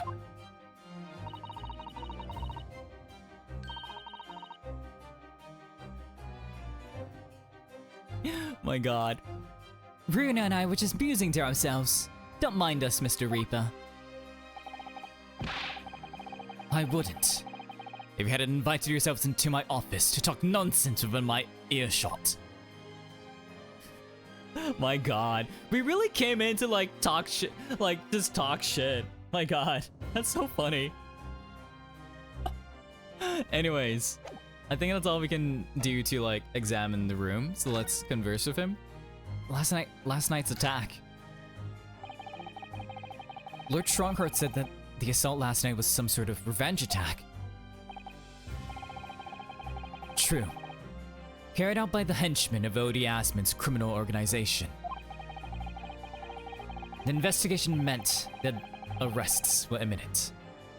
Presumably, some hoped to kill me before that happened. Odie Asmon. He's always masqueraded as one of London's most powerful financiers. A global investor. But his enormous wealth came to him by underhanded means.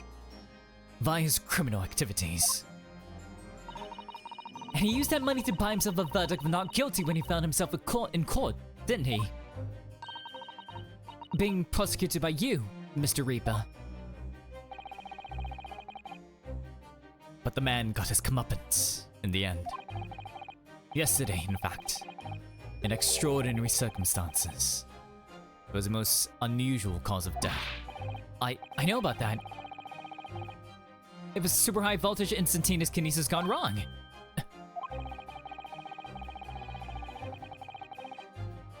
Mr. Asman died when the demonstration on the public experimentation stage ended in an enormous explosion. That's correct.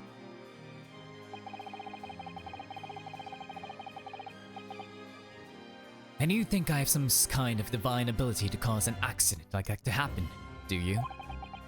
Well, no. That does seem a little far-fetched. If this man really is the fabled Reaper, then he has to be innocent of this particular death, at least. It's strange how this has worked out, hasn't it, Runo? I mean, what with you taking on the Professor's defense with trial tomorrow? What? You're going to be defending him? Oh, yes, that's right. Though I barely know the man's name yet, to be honest. Albert. Albert Hairbrain. That's right. Do you know him by any chance? Dots. Of course. I like how, like, Von Zieks is being, like, kind of candid with us. You know, like, he's not immediately like, get the hell out of my office. You know, like, he's still being, like, standoffish, but it's kind of like, I feel like we have earned some degree of his respect after the events of 6 months ago. So not the second Soseki case, but, like, when we faced off against him at the end of the first game. Yeah.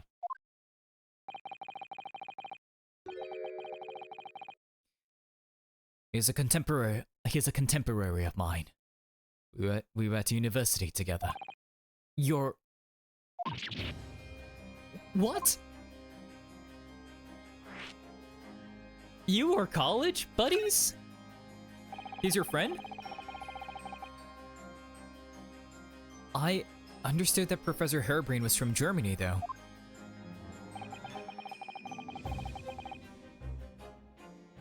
Hairbrain's from a respectable British family.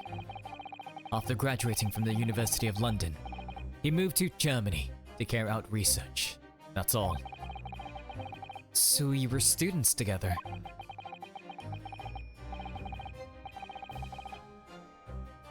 I was in the Faculty of Law, of course, and it was in science, so our paths rarely crossed. But curiously, we got along. Though I've not met him since my university days. Oh, he's your buddy! Man, he's like your bestie or something. Like, you got along with him. I certainly didn't expect our next encounter to take this form. And with you of all people representing him. Only if I make it out of this office alive. He's actually being charged with murder, it seems. Yes, I know. Because the prosecution will be handled by me. By you? But he's your friend. But you made it sound as if you and the professor had been friends. We are friends. It's true. Then why would you do this? If the Reaper is the prosecution, there's nothing anyone can do to save him. He's doomed. But what about Soseki? Soseki's alive, right? Dots. What's Lord Von Zieks thinking? The Reaper's identity. What do you mean by what you said before? If you'd like to know the Reaper's identity, does that mean... I'm a crown prosecutor, and immortal like any other. I'm no demigod. A lot of people would beg to differ. You know? They would beg to differ. Like, you have no idea. You have no idea the pull that you have, Lord Von Zieks. But they've all died, haven't they? The people you've prosecuted, I mean. Whether or not the trial ended in a conviction or an acquittal.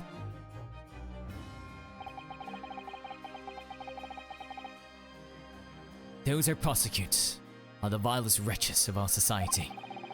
People who, without question, deserve to be found guilty. The world is a better place without them. But that's not true of Mr. Natsume, for example. He wasn't a vile wretch at all. And what about Gina? That was Jenny, in fact. She's ever so hardworking now. Dots.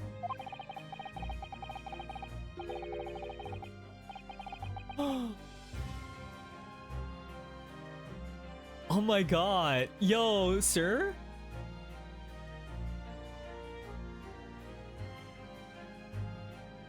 Yo. We're becoming friends. I can't deny that since I've encountered you, things have taken a turn.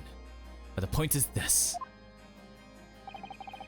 If any of those vile wretches that escaped justice subsequently died in mysterious circumstances, it was at the hand of their own kind.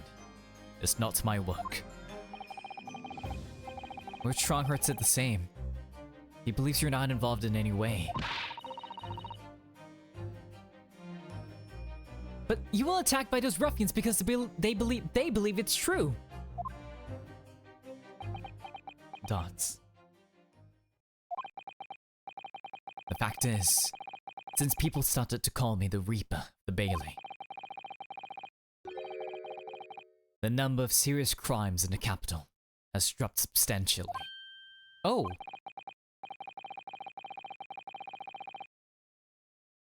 It would appear that even the most hardened criminals can be made fearful for their lives. Dot. Do you mean to say... I mean to say that if my pseudonym serves a useful purpose, I adopt it gladly and with honor. But it's putting you in danger. You could be killed. If that is my fate, let God decide. Sir, no. Sir, Lord Von Zieks, please, no. No, you have to live. Good sir, please. Lord Von Zieks. Okay, what about your apprentice?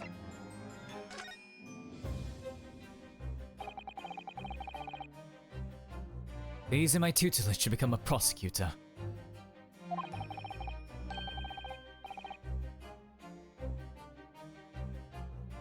So you could say he's my apprentice, I suppose.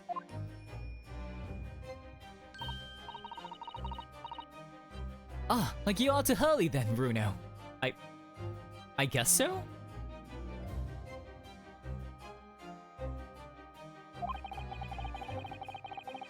I don't remember taking an apprenticeship with a great detective, but to be fair, he has been teaching us how to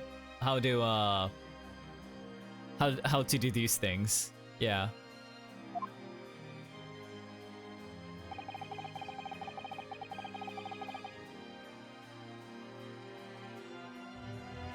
He's currently compiling a report about last night's attack.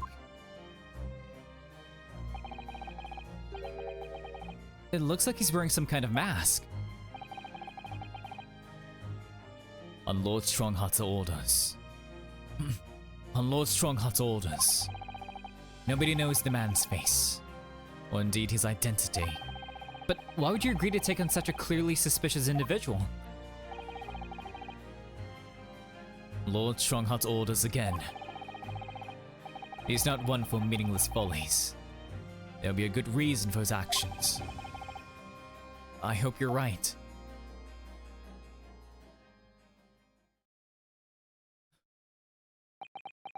Dot. Hello, good sir. Dot. Ah!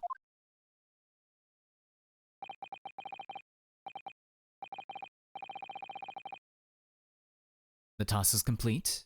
Good. In that case, you can collate all the briefs.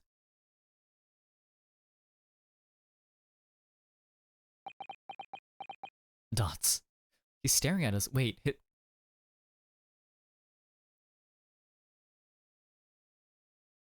I'm looking at one of my, zooms in my hands right now very suspiciously. I'm just staring at him, and I'm staring at the screen, and I'm staring at him again. This you, sir? That chin. That jawline, I recognize it. Dots. Nice to meet you? Dots. And then there's like the little stare off with like Rinosuke. Disappears, okay. Or no. Back to work again. That was really strange though. I've never met the man before. I didn't even know he existed, and yet somehow it didn't feel like our first encounter. Yeah, I wonder who that could be, Rinosuke.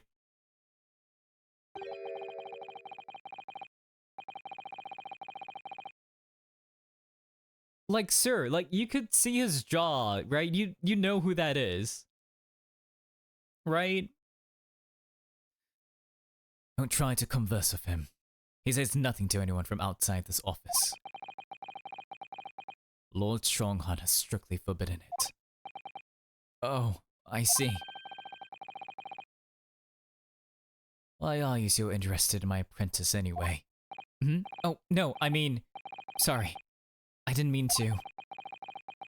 The way he stood there so casually, yet with that flawless posture. Gods. It couldn't be. Now you're thinking that your brain cells are vibrating, Rinosuke. It's Kazuma, right? It has to be. Motherfucker is sitting in Seiza. That jawline. Right? It has to be him.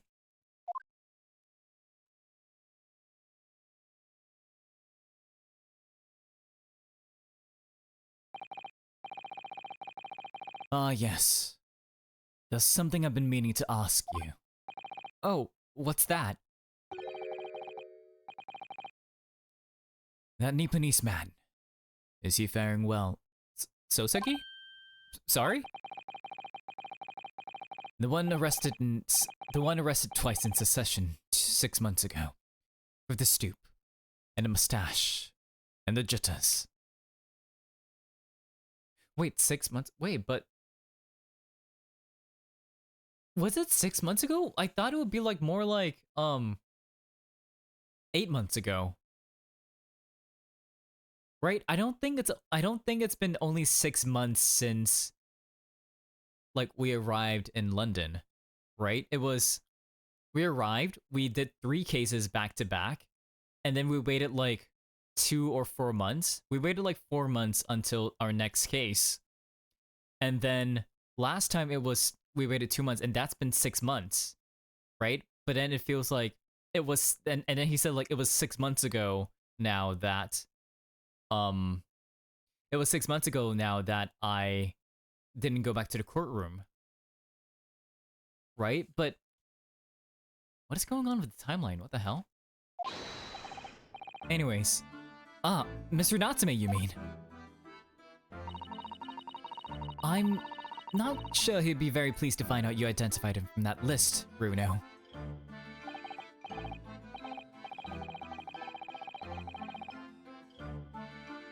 Hang on. I need to look at an official timeline. Like, what's happening here?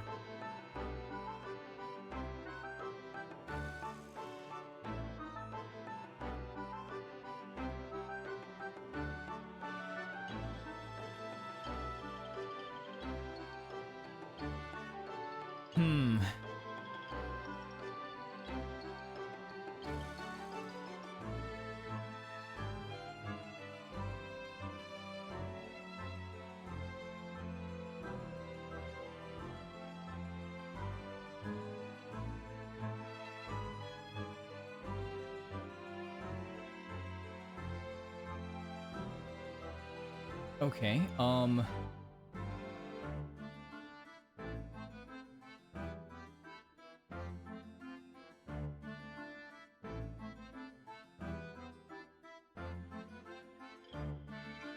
Right, okay, so we arrived in...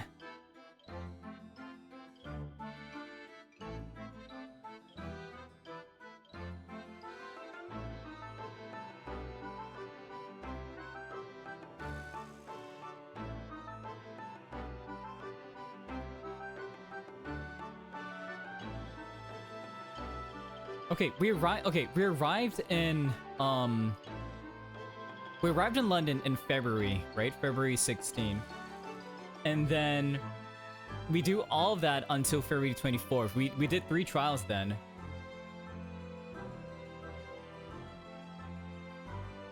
Right? And then, okay, it was 2 months after. It was 2 months after that, we did the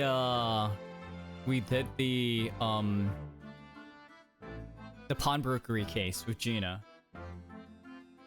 Yeah.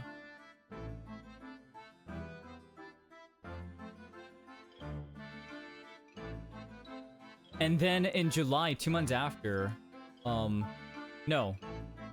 April, May, June, July, August. August is when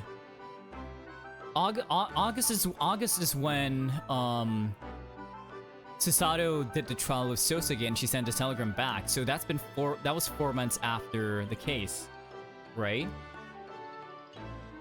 Now it's, and then August, September, October. Yeah, so it's been 6 months since the original, it's been 6 months since the pawnbrokery case, right? But it's been more than 6 months since, like, he left the country, right?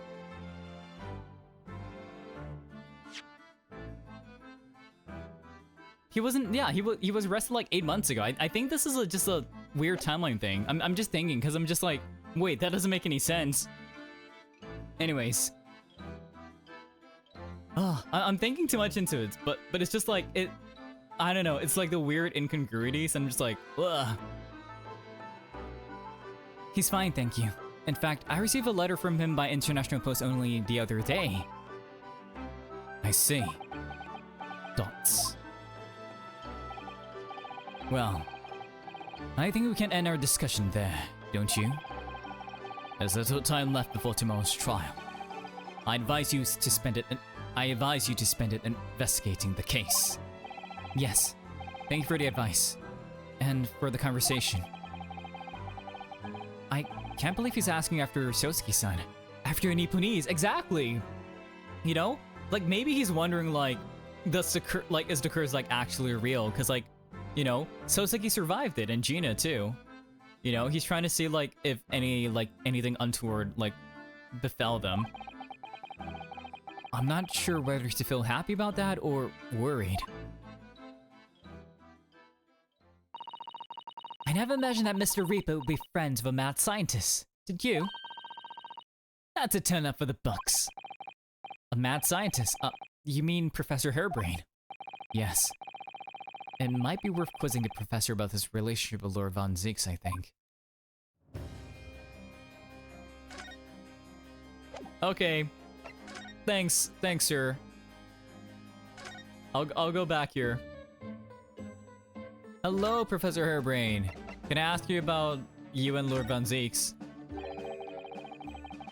I understand Lord Von Zieks is a friend of yours from your university days. Yes, that's right. He was studying law whilst I was studying science. What was he like back then? Good question. Unassuming, gentlemanly, an all-around nice fellow, really. Really? Huh. Sorry, I think you misheard me.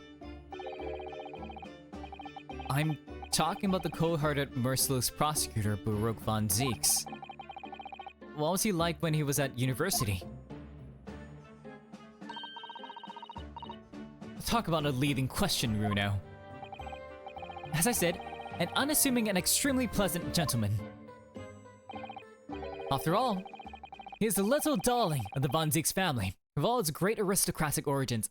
Oh, this is how we get the tea on his family? I didn't realize he had quite such noble blood. Little darling!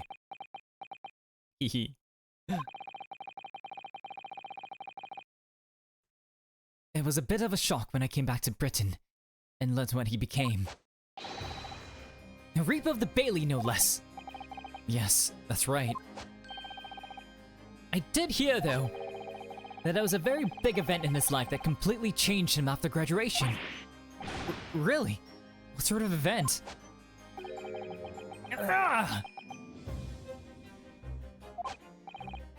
I'm I'm sorry, but I don't know anymore.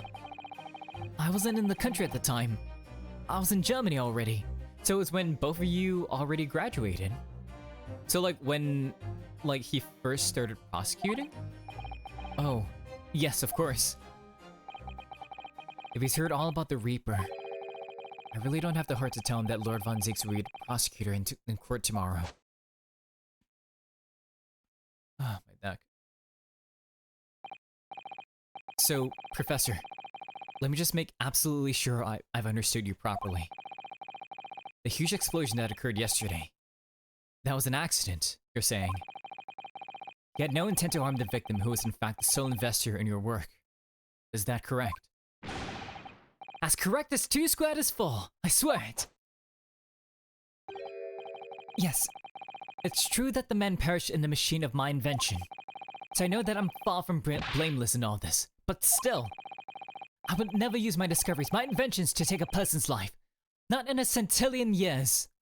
Centillion would be 100 million? Let's see, centillion. No. 1 followed by 303. Wait. Okay, in Great Britain, 1 followed by 600 zeros. Okay.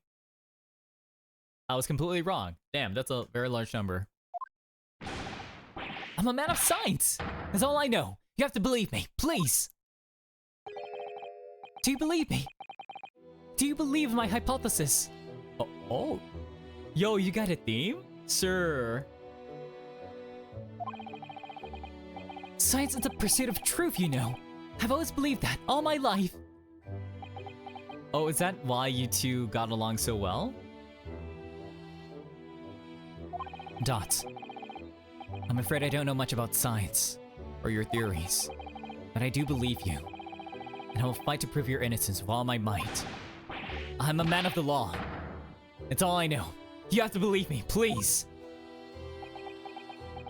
Dots.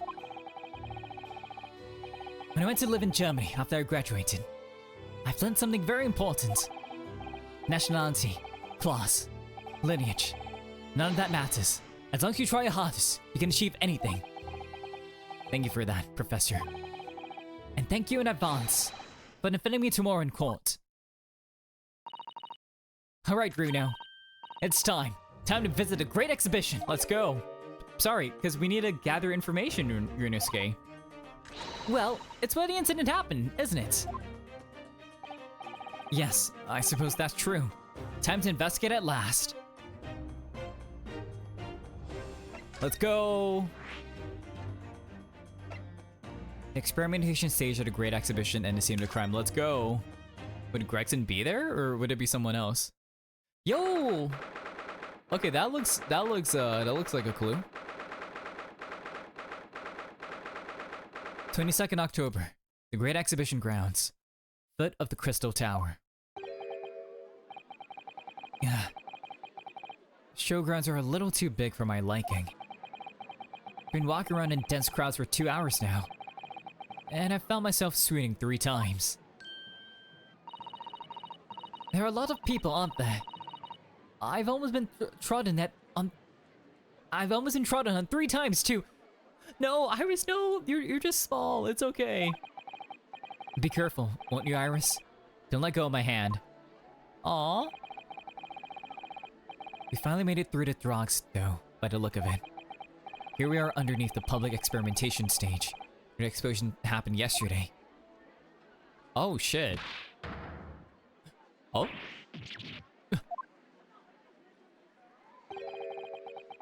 What's that? Hot air balloons! I can hear voices from up on the stage. It sounds like an argument. Can we get up there?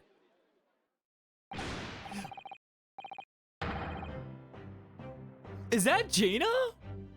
It's Gina! Right, I've had it with you this time. I'm warning you. I'll arrest you in a minute. Oh yeah? Go on then, Spectre. Give it a shot. You ain't got no evidence and you know it.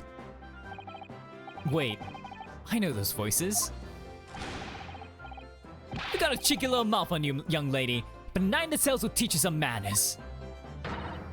Just try it, I dare ya. Even when that bag of chips ran up down your throat. Oh wait, Gina's wearing new clothes. Okay, look at that. She's got like proper clothes now. Wait, she found a job, right? That's what like, cause like Iris said that she's been working hard.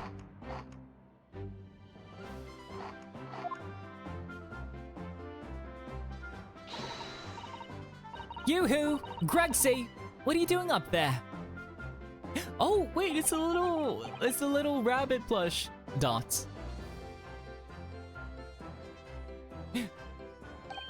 Oh! Ah! It's you! Here! You're here! Here ya! You! Here! Your ladyship! Oh my god, Gregson. Ah, your ladyship. Your ladyship. Does that make her 3 times a lady? I'm not well at all. It's far too busy everywhere. I wanted to ride in a balloon, but there was a 3-hour queue. Unbelievable. I'll go and have a word for you at once, your ladyship. Can you do that, sir? You'll be flying as high as a kite in no time once I pull some strings for you. I think that's illegal, right, Gregson? Tobias Gregson, an inspector at Scotland Yard. Until recently, he was suspended from duty. But it would appear he's back in action. Oh, is it because of we reveal like government secrets in court? Okay. He's actually quite well known, appearing as he does in the Adventures of Sherlock Holmes. And for that reason, he can't say a word wrong to the story's author, Iris. But there are limits, surely. Or there should be. Watch it, sunshine. Sorry. What gives then? Don't tell me you're on this case. Yes, I'm acting for the defense. So we're here to investigate. Dear me. That's the situation, is it? Is it really that troubling? A measly 5 bob. Is that all you got? Wait, did we get robbed by Gina? You're lying, ain't ya? You could stand to carry a bit more copper in your pockets, Mr. Naruto. Gina! What? Hey! That's my last bit of spending money, that is. You can have it back. I have to charge you for all the bother. 3 bob. Ma'am, please. This is Gina Lestrade, a pickpocket or diver. Born and bred in the far east of London. Is she still a diver, though? In the case that led to my own suspension 6 months ago. This is a young girl I was defending in court. What's your problem, eh, Odo? Diver, pickpocket, what's of all the name calling? You want a bag of chips rammed down your throat and all, do ya?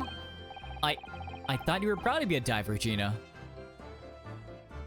Is she not a diver anymore?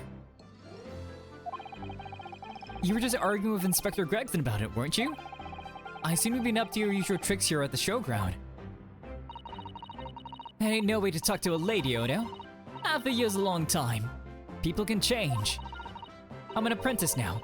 Learning to be a Scotland Yard detective. Yo, we're getting Inspector Lestrade? Hello? Inspector Lestrade? Oh shit. Let's go. Let's go. It's Inspector Lestrade now.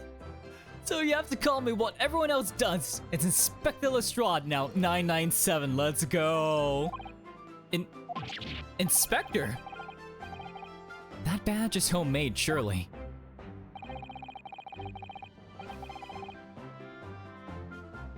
Inspector Pod isn't entirely accurate. No one calls her that. For what it's worth, anyway. Investigating is off the cards for all of us. What's that supposed to mean? Right, well, I'll be back up top. You hold the fort down here, alright? Right, sir. So, what exactly is happening, Gina? This raises a lot of questions. Can I present to you my badge? You show me your badge, I'll show you mine. Oh, wait, shit. Kazuma Asogi. Ooh, is this Japanese country script? Is this Japanese kanji script embroidered? Yeah, that's right. The name of the armband's owner. Ah, so that's how you write Naruhodo. No, it's not. Wait, I actually no. It's my best friend's name, not mine. It's pronounced Kazuma Asogi. I actually believe this armband in some way embodies his spirit, you see. So you have to write all those lines just for one person's name. Kanji's funny, isn't it? That's right. Never mind my feelings about my best friend. It's lines I really want to talk about. Oh my god. Oh my god. Oh my god, Rinosuke. I mean, I feel that, but also like, I was just focused on other things. Hang on, I want to take a look at this. Can I?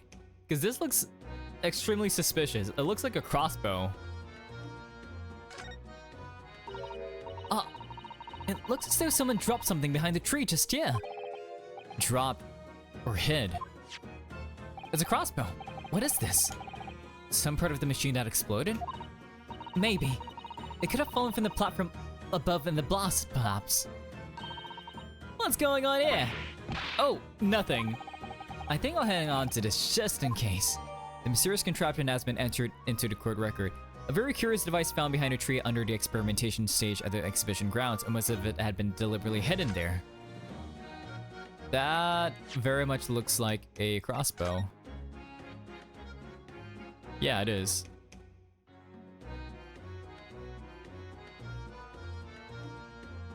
Can I take a look at it? Oh, what's this? Ah, there's some sort of lever here. Yo, it folds out? What the? What is this? It looks like a cross between a bow and a gun. Dots. I think it's probably used for the same thing too. The details of the crossbow has been updated in the court record. A weapon found hidden behind a tree under the experimentation stage at the exhibit. It's a floating crossbow. Yo, that's kind of cool. It looks like you wind this around in order to draw the bowstring back and create tension. You must be able to fire arrows with a huge amount of force using this device then. In fact, I would imagine it's far more accurate and powerful than a Japanese longbow. Yeah, I really had no idea what I was picking up when I spotted this at the exhibition grounds. I like the fact that Rinosuke is talking about like his longbows, because like he is experienced. Like you see in court, you see his left hand. He's got a bow guard. You know? This looks like the explosion. For some reason, the ground is damaged in this spot. Look.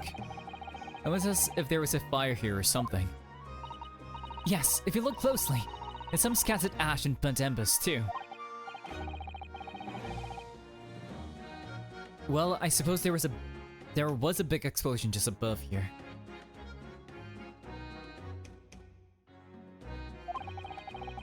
People probably wouldn't bat an eyelid at a small fire like this would have been. I'm not sure we English are quite that like laid back, Bruno.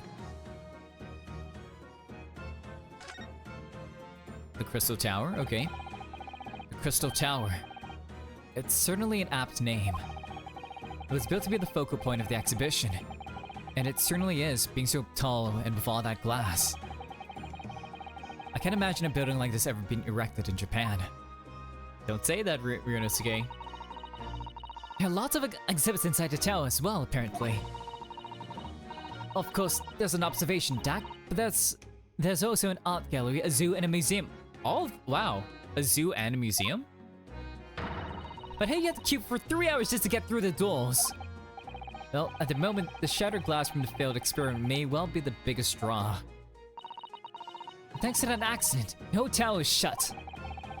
Suddenly, it's not the Crystal Tower anymore, but the Crystal Glass Shower. Apparently, everyone's taken to the skies now to look down on the disaster area from above instead. But there's a 3-hour queue to go up in the balloon now. Londoners must be very patient people. Ooh, exhibition. This platform must have been set up for the experiments, I suppose. It's very high. About 30 feet above the ground, apparently. That's what a policeman I just spoke to said. I don't really understand feet very well. We don't use them in Japan. Oh yes, sorry. It's about 9 meters. But soon you have been in London a year, Bruno. And time we got used to our measurements. Yes, well, the sting is so tall, the spectators at the front would just have seen a wall and nothing else. They probably thought they secured the best spot to watch from, only to be disappointed. There's a saying in Japan, the darkest spot is right under the lighthouse. I feel like it probably applies here. Oh, we can look up. Nice. Let's take a look at that. Let's take a look at that hole.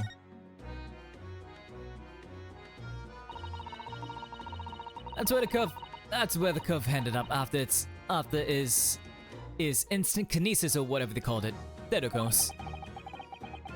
And yet they're calling the experiment a success. What's the wooden scaffold there for? The coppers, our lads, set that up after the incident happened. To get the body down, I think. Don't know, really. Did you help to erect this scaffold then? Nah, lookout's duty's more my thing. Wandering around the exhibition and keeping a lookout for the fun stuff. Mind Gregson doesn't hear you saying that or he'll give you the boots. It's incredible though, isn't it? I mean, could the victim really have bridged that gap by some sort of invisible kinesis?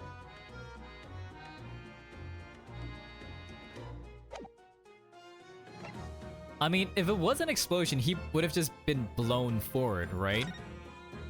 Anyways, about Gina. It was 8 months ago now that I first encountered Gina, in connection with a case I was working on. At the time, she was living in the East End with a group of other orphans. Job although survived by pickpocketing. But then, she got embroiled in a murder.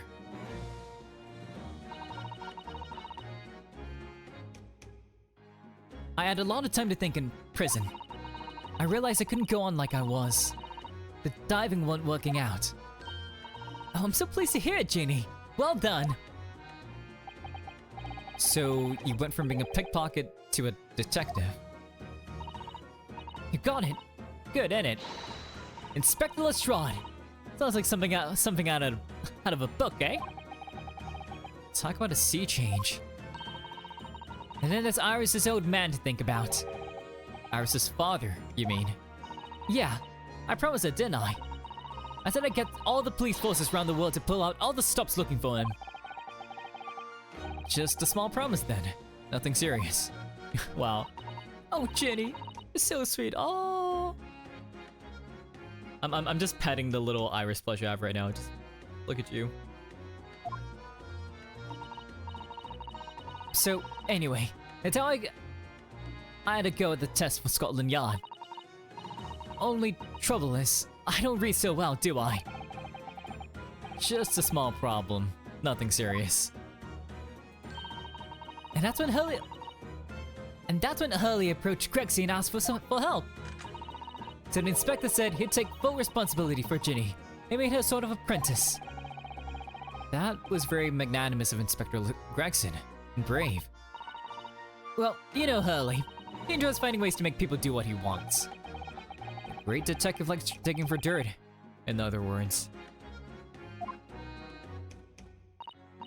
So, the long and short of it is, if you got questions about the case, you can ask Inspector Lestrade. It makes me happy to say that. Inspector Lestrade, let's go. Right then, Inspector.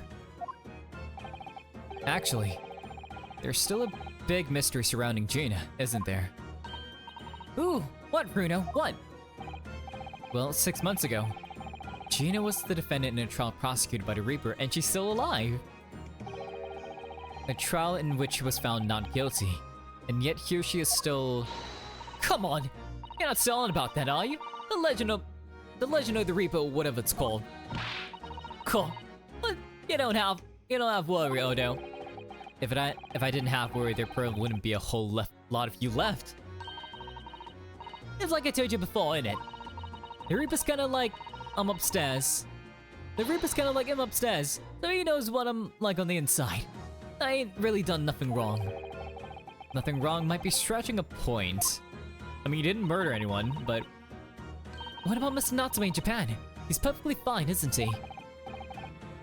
Well, That's true. Perhaps the Reaper is more discerning than I thought. Exactly! So I ain't worried. I'm totally fine. Okay, what about the incident yesterday? Cool. It was out of this world, it was. A brainy bloke pulled a bunch of levers on his machine and suddenly it started billowing smoke. Then it just went pop. I ain't seen a better experiment here yet. Sorry? You mean, you saw it, Gina, with your own eyes? Yeah, of course. The boss is in charge here, ain't he? Of keeping everything running smooth, I mean. The boss being Inspector Gregson, I suppose. That's going to take some getting used to. All I have to say is that I'm on duty, and I can do whatever I want to. Get this! I was up in one of them flying balloons when it happened, watching from above. No, you're so lucky, Genie! Maybe I should join Scotland Yard too, as what, like as a medical officer or something, or what? Yeah, do it! Now to put the boss in his place already, right, Iris? You'd have no problem at all. And it's settled. When I start... No, you can't join Scotland Yard, Iris. We'll see. Anyway, what I don't understand is this. If the machine exploded so spectacularly, how can Professor Bunnybrain still be claiming that his experiment was a success? Oh, right. Well, it was a success. In a way. It was? How could it have been? Okay. Surely after the whole machine blew up, no one could call the experiment a success. It's like I said, it did sort of work. I mean, yeah, there was a lot of smoke and that whopping Big Bang. But where'd you think they found the victim's body, eh? In the Crystal Tower over there. What? In the tower, and he was strapped in too, so like, You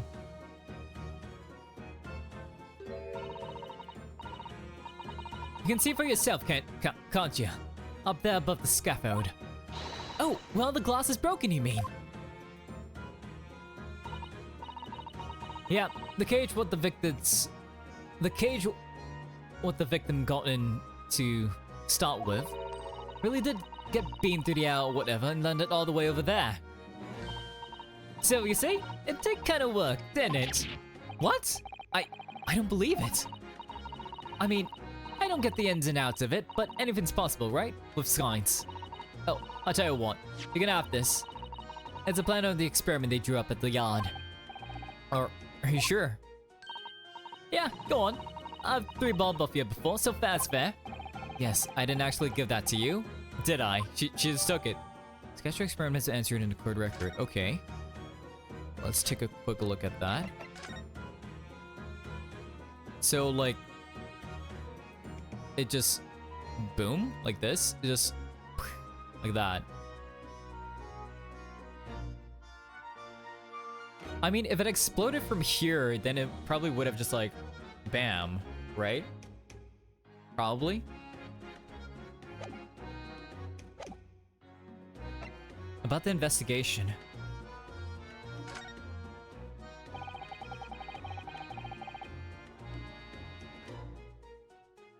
Something Inspector Gregson said before seemed a little strange. But for what it's worth anyway, investigating is off the cards for all of us. Yes, naughty old Grexy ran off after that without explaining himself. Oh, right, that.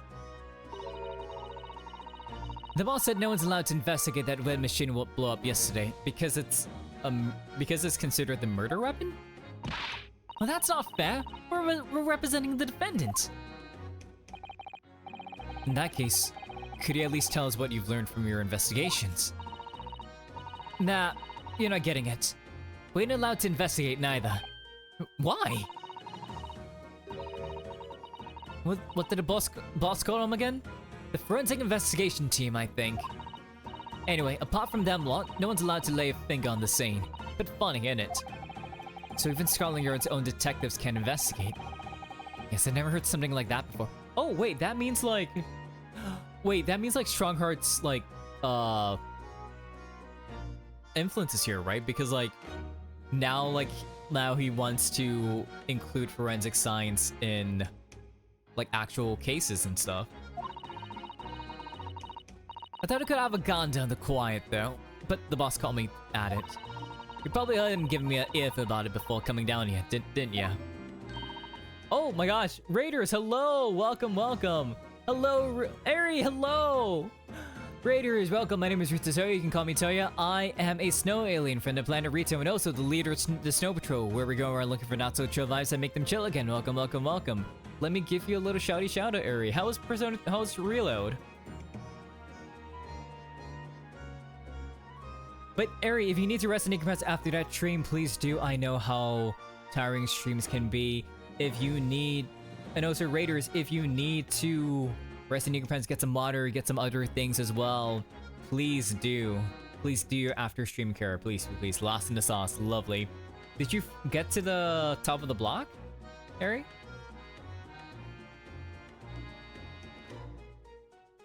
But look, it's Gina. It's Gina, she's Inspector Lestrade. Not quite, I see. It's Inspector Lestrade. It's her. About 10 more floors to go. Nice. I think you were giving him as much of an earful back as I remember.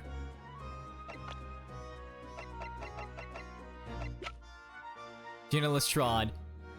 Look at her. Yeah, well, sometimes I think it's all them chips what make him so stubborn. You say something for him, Modo. Go on, see if you can get through to him. I mean, hey, if he's got like he's just got like a whole thing of chips in his pocket, you know, like you can't really change that. He's up on the platform above us, isn't he? Where the machine that exploded is. We can try, can't we, Bruno? Greg's will listen to us. But what if like the forensic team won't listen to us though, right?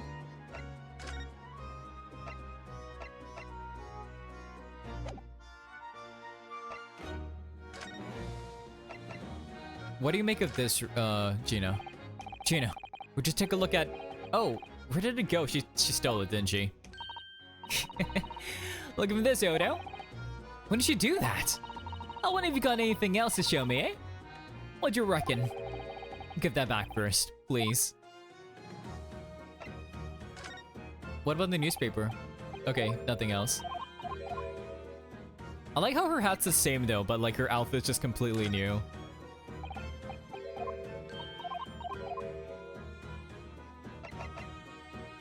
You know, I'm gonna present my badge to you. This armband is proof, in Japan at least, that I'm a defense lawyer. And this badge is proof that I'm a detective. So you're all gonna have to start calling me Inspector Lestrade.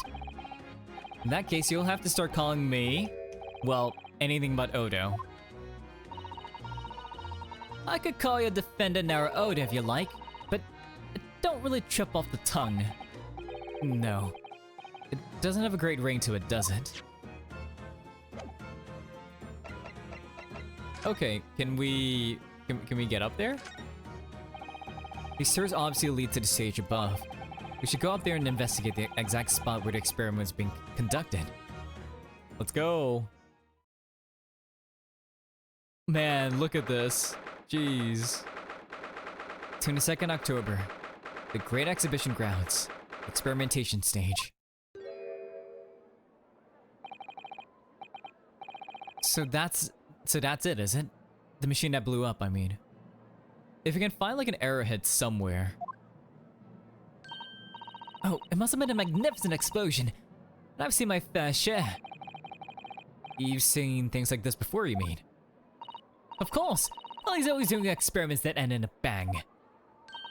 That's not safe. In fact, in his own words, explosions are the very essence of chemistry. Ah, that might explain the smell of burning that frequently comes wafting up the stairs. One time he made something that exploded with such force, it took the roof off the building. Oh, really? Wow. I wish you'd been there to see it, Bruno. It's hard to get too excited about that, given that I now live in the roof. Oh, anyway, that's enough about that. It's time to investigate. Oh, look at him. Oh, look, Inspector Gregson's over there. He seems to be deep in thought about something, while studying up the machine carefully. Really? He just looks confused to me. Okay,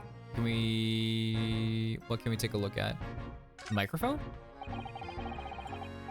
It ripped itself apart magnificently, didn't it?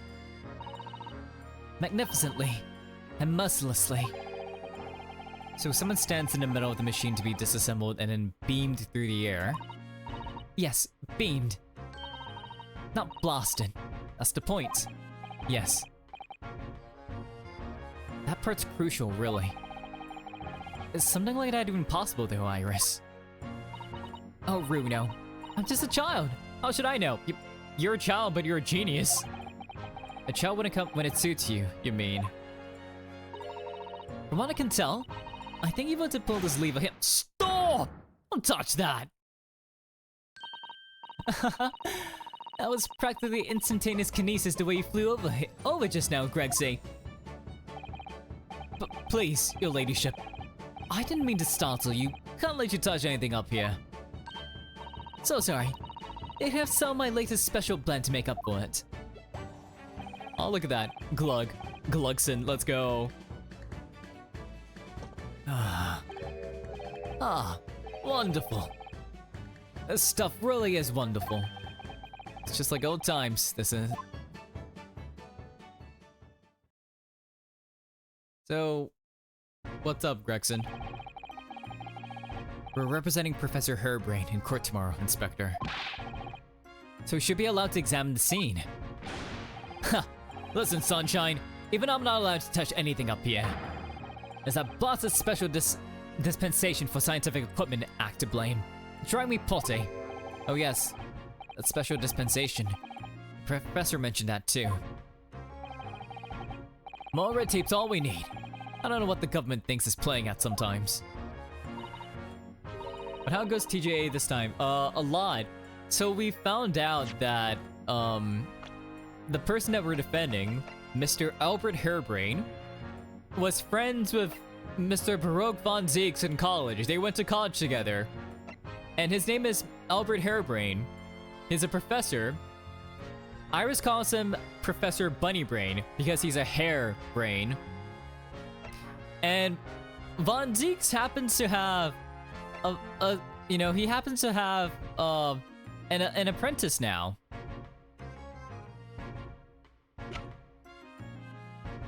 Yeah, he literally is Von Zieks' bestie. Look, apparently, everyone's getting an apprentice, Gina's like Gregson has an apprentice in Gina. Von Zieks has an apprentice in this guy. And we're apparently Sholmes' apprentice, in a way. I have a very strong suspicion on who this guy is, I would say. Anyways. But we're allowed to just look, aren't we? Surely that's alright, isn't it, Gregsy? Dots. Course, your ladyship. Anything you say, your ladyship. But please don't get your dainty hands dirty, will you? Don't worry. We wouldn't dream of touching anything, would we, Bruno? She really knows how to get what she wants. So we won't be looking, but we would just be like... we won't be touching, but we'll just be taking a look around. Government policy. Using high voltage electricity to somehow disassemble a man's body. And then beam him across to the Crystal Tower. It's an extraordinary thing to attempt, especially in public. True. It was by far the most unusual of the experiments planned for the exhibition mind.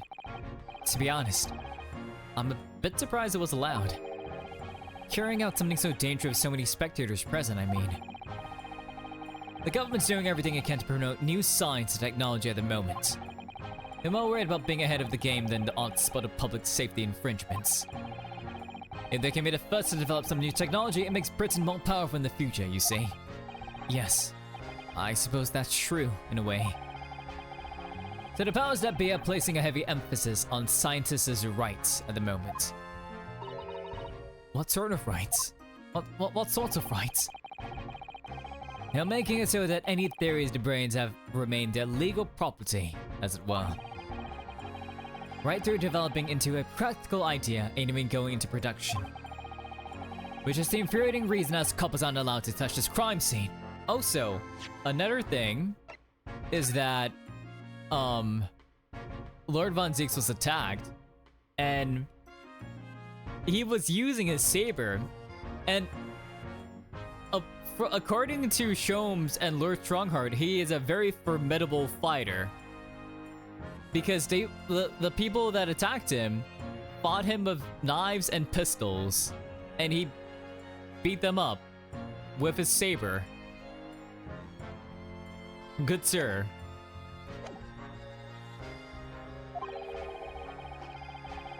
Because the new highfalutin Special Dispensation for Scientific Equipment Act forbids it. He brought a sword to a gunfight and won, literally. Ah, I see now. The only people with permission to investigate here are some brand new department at the yard.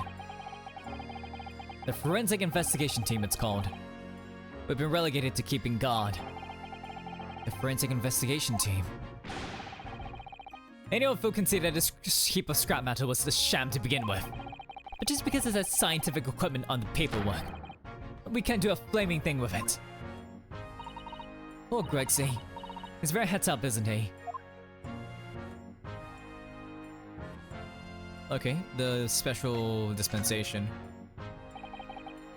Remind me again. What's this new legal act that means we're not allowed to touch the scene here?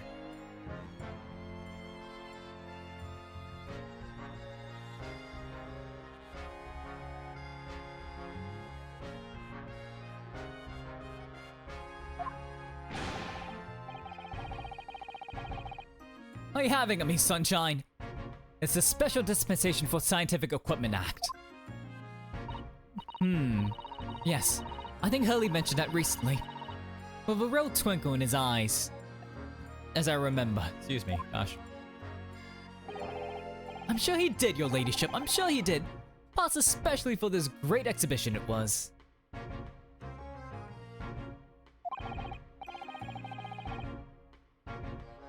All scientists have to do is present their ideas or inventions to some suits in the civil service. And if it gets rubber stamped, that's a guarantee of rights to maintain the invention's confidentiality. What does that really mean? Think about it. Think of all the world-changing new inventions on display every day at this exhibition. Although a good half of them are a load of cobblers, if you ask me, put forward by shammers like yourselves. Thanks for that. Thanks, man. Are you saying that just because we expose government secrets in court? Oh, I love how upset some of the inventions. Yeah, it's all so fun. It might be fun to you, but a member of the force has to be present at every single demonstration. Can you imagine, eh? Hang science, is what I say. No, I don't think so. That sounds like my dream job. You'd soon think otherwise after spending a day guarding all these shammers bogus contraptions. But if they're all bogus, how can anyone hope to demonstrate them? There'd be no point. Yeah, well, there's a point, sadly. Sorry? Thanks to another of our government's bright ideas. If any theory or invention is deemed to show potential, the government hands out a research grant. The scientists get funding. Exactly. And that's what they're all after. All these shammers coming from far and wide to clog up Hyde Park. In order to keep them all safe, eh? Who wants to smile politely and welcome them? Us coppers, that too. You can see why I say it now, can't you? Hang science! Hang it! Oh. Maybe I can see your point.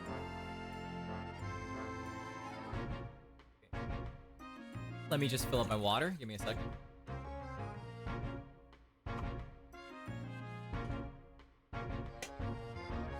Professor Hairbrain. Apparently, Professor Herbrand lives and works in Germany now conducting his research. That's right. Came back to Britain especially for the Great Exhibition, as I understand it. Probably after one of the government's research grants. Harry, thank you so much for the stretch. Ooh.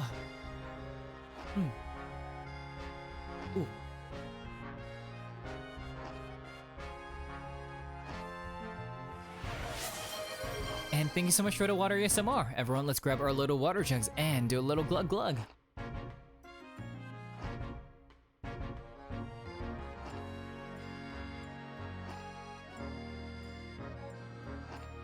Okay. About his time in further education.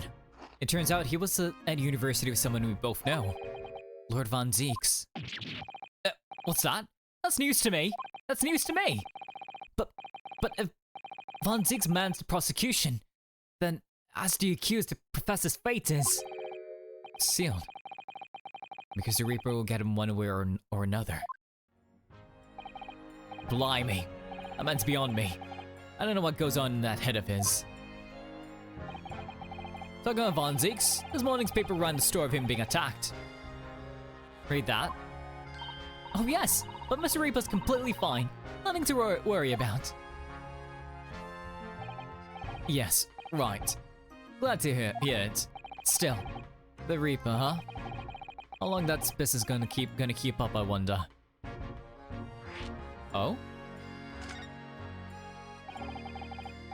The victim of this case, the investor, Mr. Asmund, it was another of the Reaper's victims, or so I heard.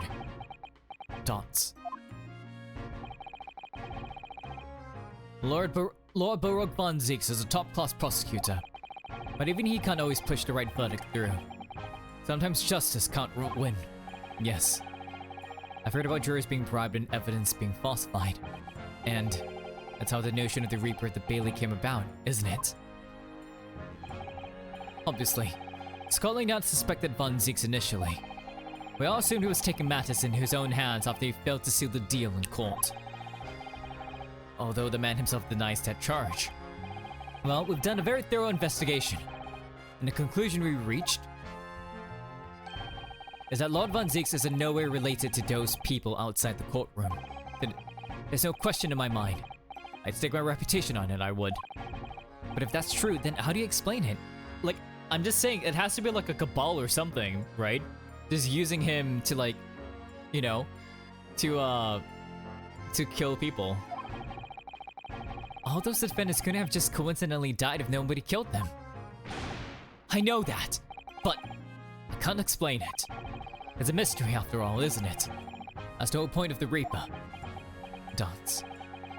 Professor Herbrand mentioned something else. He said that at university, Lord Von Zieks was a totally different person. Easygoing and kind. Yo! You what? He said that it was after they both graduated that something happened to change the man. Do you have any idea what it was? Dots. No clue. Really? Look, I've got my hands watching over this frustrating crime scene. Why don't you go and make a nuisance of yourselves elsewhere, eh? He's hiding something. He's definitely hiding. He knows. Dots. And Iris is definitely like staring and like using her own deductive reasoning to like figure that out. Okay, let's figure this out too. Considering how badly damaged everything is, Professor Herbrand was lucky to escape unscathed, I see. We should have a good look around the machine while we can, I think. Touch anything, I'll kill, and I'll make sure I kill you before I get strung on myself, you hear? I won't touch a thing, I promise. So please, spare a thought for your digestion. Anyway, do you really think this machine could actually disassemble people like the professor claims? He asks, looking totally incredulous. Give it a rest, sunshine. If we were allowed to examine all this bleeding scrap metal, maybe we could answer that question. But we can't, can we? Because of the annoying rules, you mean? Exactly. The annoying, obstructive, flaming rules. Oh. Look at the base of the machine there. Oh yes, There's a drill some kind poking through the wire mesh. It's a screwdriver, I think. Or it could be the thing for, you know, the crossbow, good sir. Oh, isn't it a lovely one? The handle's in the shape of a capital A. It is? Oh yes, you're right. What's the matter with you? Don't touch anything, I said. Touch anything, and I'll make sure I'll kill you before I get strung up myself, I said. Yes, I understand, sorry. I only touched it a teeny weeny bit. And that's gonna change the entire course of the whole trial because we touched that one screwdriver. To disassemble people isn't that hard. To put them back together is a trick endeavor. Exactly, yeah. What on earth was this trapped move explode? At least I assume it exploded. Ari, so it's meant to be a it's meant to be a teleporter. So this whole thing, it's meant to like fire you with voltage to disassemble your atoms and beam them up using a satellite to whatever location and disassemble you, reassemble you there. If only people came with IKEA instructions. Exactly, Chuba. If like, you know, if you know, we need a 22-step IKEA instructions. I mean, hey, like we're halfway there, right? We found a screwdriver, so we're like halfway there. We just need to find like everything else. There's a lot to unpack with that description. Yeah. There is a lot to unpack. Like, you see the Tesla coils and everything? Yeah. My running theory is that someone shot at the machine with a crossbow. This crossbow. This one here. So I need to find where the crossbow bolt is. Look at that. It just pops out. That's so cool. Look at this.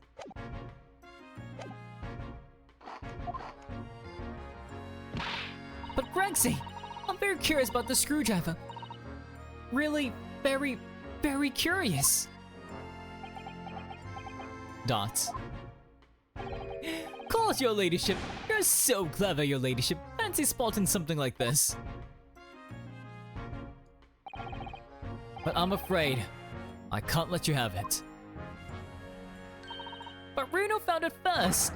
I assure you, I'll investigate it thoroughly. Okay. He's gone off of it. That was very mean. I'm afraid Inspector Gregson is gonna make a very clumsy and embarrassing mistake in next month's installment. Oh god, Iris, no, don't do it, don't do it. Poor Gregsy.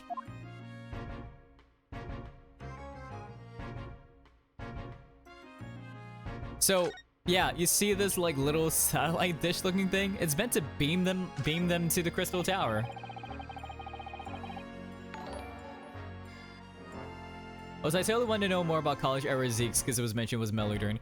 Juma, hello! Thank you so much for the follow. You are now a snow patroller. It is now your solemn duty to go around looking for not so chill vibes and make them chill again. Welcome, welcome, welcome.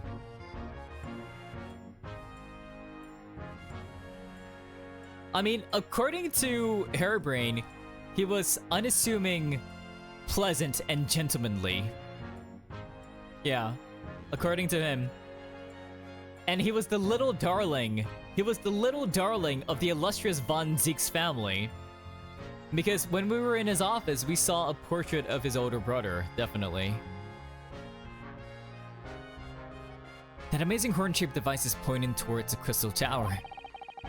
I suppose once people are disassembled by the machine, they're shot out of that thing to wherever they're going. Yes, the little darling of the Von Zeke's family.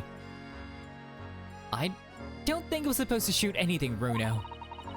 It was set up to beam people to the Crystal Tower where they'd be reconstructed in their original form. Well, I don't like the look of it.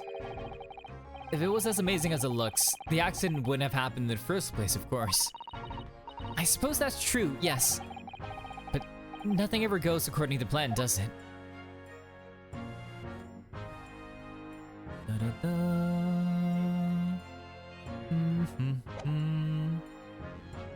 Come on, Baroque being a youngest child makes a lot of sense. Wait, hang on. You know what? Hang on. I want to move to the prosecutor's office again. Like... Oh, he's just standing there. Hello! Hang on. Look at him stand. He's so tall. Baroque. Lord Von Zeeks. Dots. I think he's ignoring you, Reno.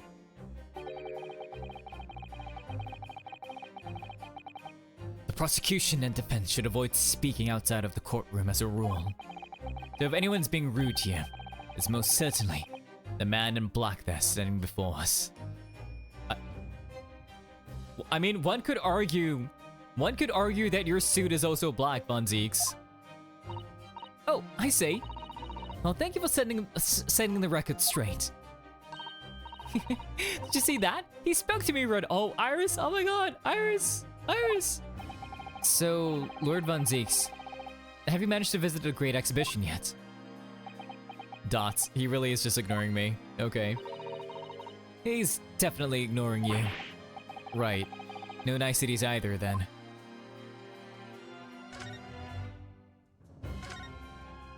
Oh. Where did your assistant go? Sir? Hang on, I wanna take a look at this again. That portrait really dominates the room, doesn't it? It's a very majestic outfit and pose, but sadly, whoever painted it didn't do a very good job of capturing Lord Von Zeeks' facial features. Yes, you're right. I mean, it's not far off, but the artist has exaggerated his subject's handsomeness, I think. Ah, that reminds me. I heard Emperor Napoleon of France ordered artists to make him look more attractive when he painted him. How vain. That's really not an attractive quality in a person, is it? Is it? That portrait does not depict me. Surely that's immediately obvious. Oh, then who is it? Not. Oh, so holy! I'm just noticing now because he's standing right in front of me. Look at his fucking shoulders. Look at his fucking shoulders. Look at that. Like, what is this jacket made of? How is this so tight on you and you're still able to point and do all that shit? What the fuck? Your goddamn shoulders, your goddamn biceps. I can see your fucking pecs, dude. Sir, what the fuck? I can see your pec. Like, look at this. There is muscle separation. Like, look at his muscle insertion here. There's separation from his pecs to his like obliques, and his like fucking like shoulders and shit. What the fuck? Are you kidding me, sir? Good sir.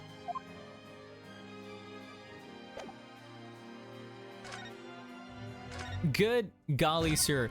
Why is the court prosecutor so jacked? I mean, he's got to be able to toss his wines out, you know, somewhere, somehow.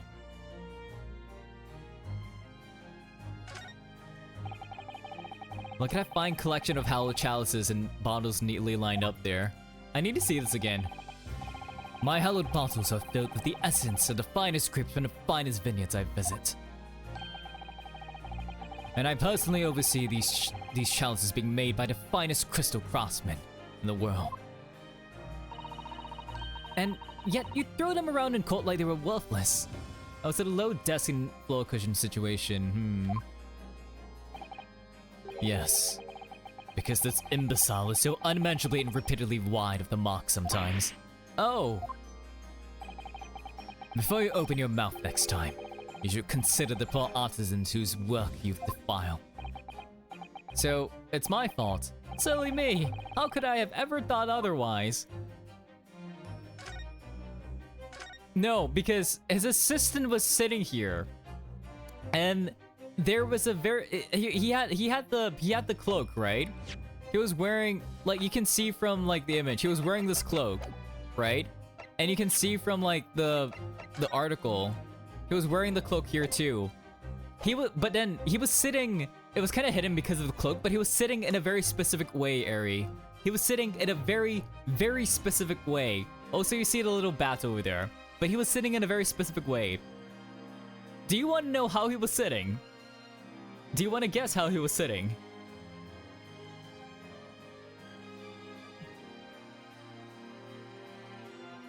He was sitting Seiza, wasn't he? He was fucking sitting in Seiza. And then he stared at Rinosuke, and Rinosuke was like, huh. I've never met this man before, but it doesn't seem like it's the first time we've encountered each other. No, it can't be. That relaxed stance, but full of energy. That fucking jawline. Like, sir, you know who that is. Sir, you know who that is. We know who that is. Anyways, let's go back up there.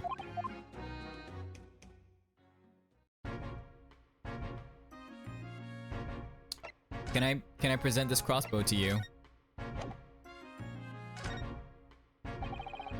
As a detective, what do you make of this? Personally speaking, 9 times out of 10 I find clues turn out to be red herrings. There's every chance that's totally irrelevant. That's actually a fairly persuasive argument. Can I show you my badge, sir? It could have only been Freyo Tigre, Master of Disguise. I know, right? It could have been him. It could have been Tan Phoenix. Tan Phoenix, right? This is the symbol of a defense lawyer where I come from, Inspector. Well, it doesn't pass muster here in London. Might as well chuck it in the deep fat fryer. No one's ever said that to me before. Mr. Strom suggested I feed it to a dog, though. If you fry it first, you can feed it to me. Sir? Sir? Does he think it's made of potato? Can I show you the article? Inspector, have you read this paper? Yeah. 2 unwelcome blasts back to back. This one an exhibition and the Reaper getting attacked. I know. Terrible news to wake up to, wasn't it? Everyone in this game is so literally like Herlock eating soap, Gregson eating anything that's fried. Like, I swear, I need to figure out like what his cholesterol is, because like he's just chomping and eating on all that fried greasy stuff. I tried to pretend I hadn't read it and turn over for another 40 winks. Thanks to that, I was laid up and got a roasting from the super. Some mornings are like that, aren't they? What about this?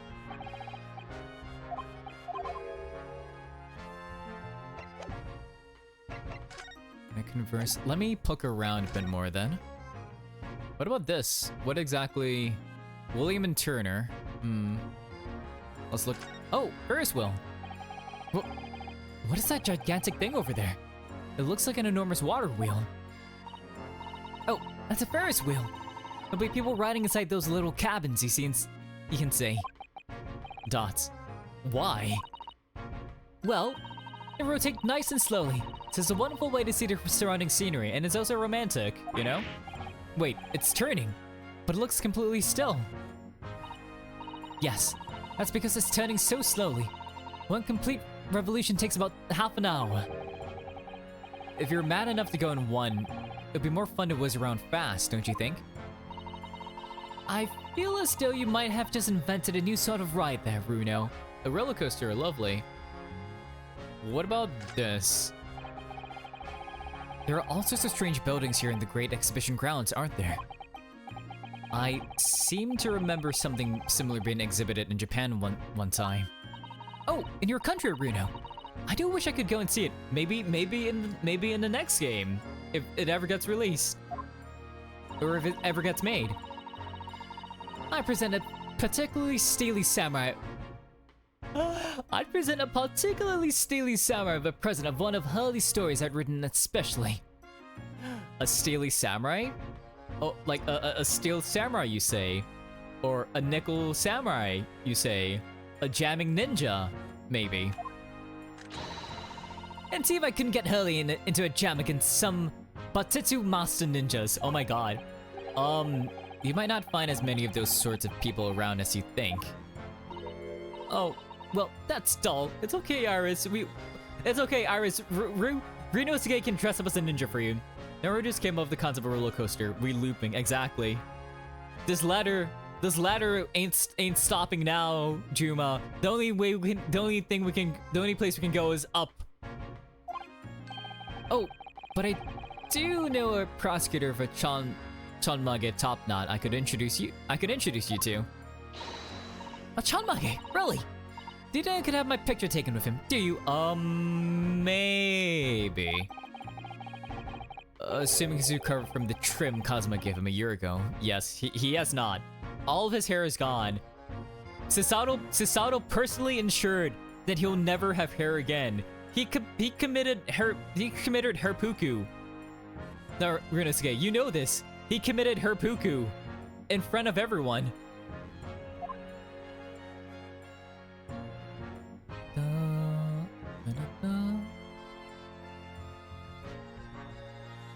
Is there anything else I can see around here? The hot air balloon?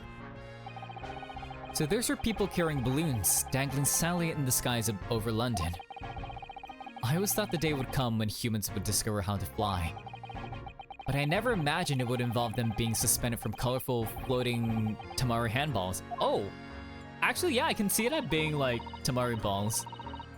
I'm sure it must feel amazing being up there among the clouds. Let's take a ride together, Reno. Please! If I'm being perfectly honest, I would like to try it. But without a cast iron guarantee that the thing won't plummet to the ground, I'm too scared. Having the Britain squad visit Japan will make such a funny game, right? Like, imagine they're there and then they're accused of a crime and they're like, oh, we happen to know a good old defense attorney there. Oh well, in that case, I should tell you what Hurley said. It's physically impossible for a flying balloon to plummet to the ground, as long as it doesn't explode. I see. Yes. Call me crazy, but I think that exploding part might play on my mind a little.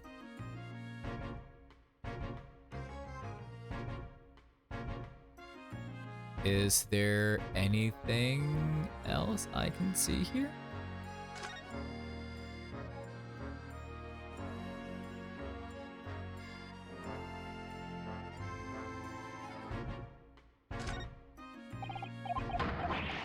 Yeah, it doesn't seem like it.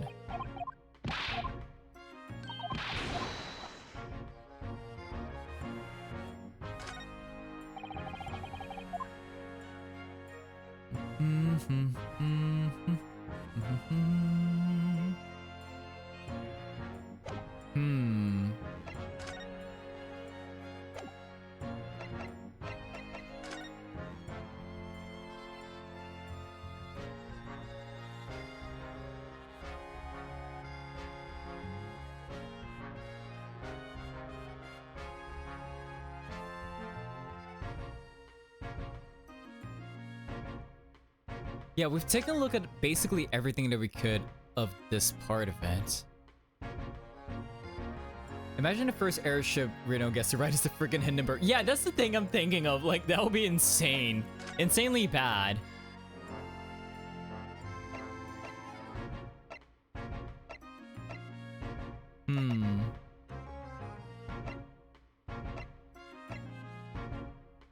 He'll get the whole Magoda experience. Oh no. Oh god, no. Okay, what if I continue looking downstairs? Let's go back to the prosecutor's office. Just to move back.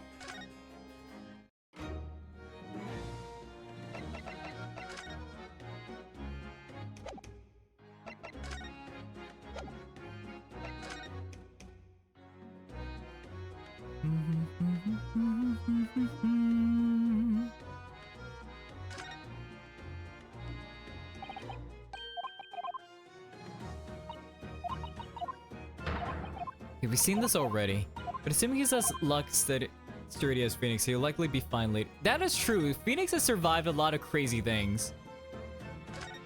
Fortunately or unfortunately.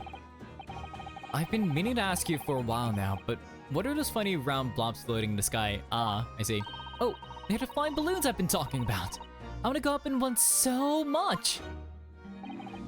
I've read about situations like this in a magazine about strange phenomena. Creatures from outer space coming in round flying objects to attack Earth. What the hell are you? What have you been reading, Ryunosuke? I suppose inhabitants of other planets are bound to be interested in the Great Exhibition. This is it, Iris. It's happening. It's not. Don't worry. I'll explain it all to you later over a nice cup of tea, Bruno. Lovely. We're who knew Ryosuke would be believe in aliens. I kind of love that.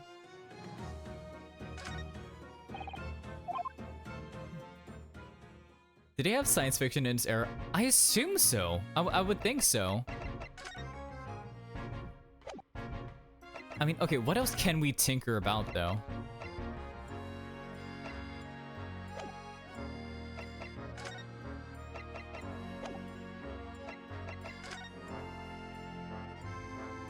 Like, doesn't seem like we can talk to Gregson again.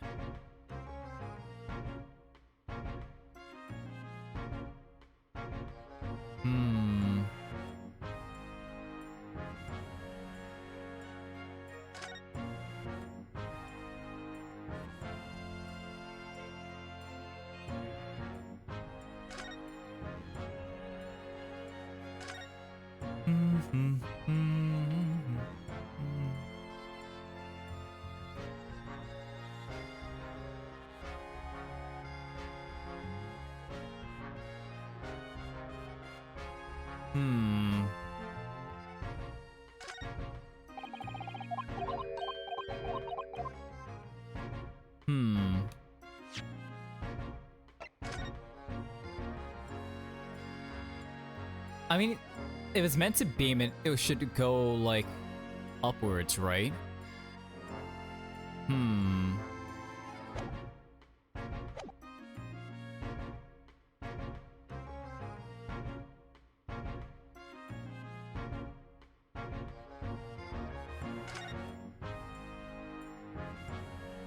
Like, I wish I could look from the sides or something. Because Gregson took the one clue we found.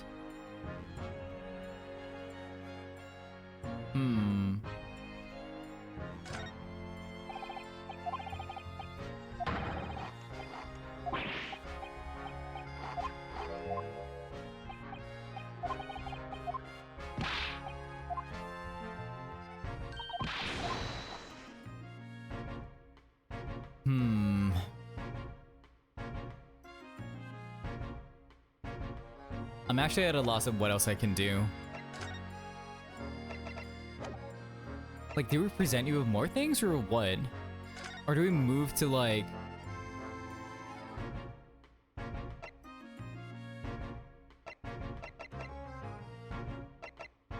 Like, she wants to tinker around that place a bit more, but... Oh? He's not here anymore. Okay. Sholmes isn't here either. Can I go back to my office? I can. 22nd October, Naruhodo's legal consultancy.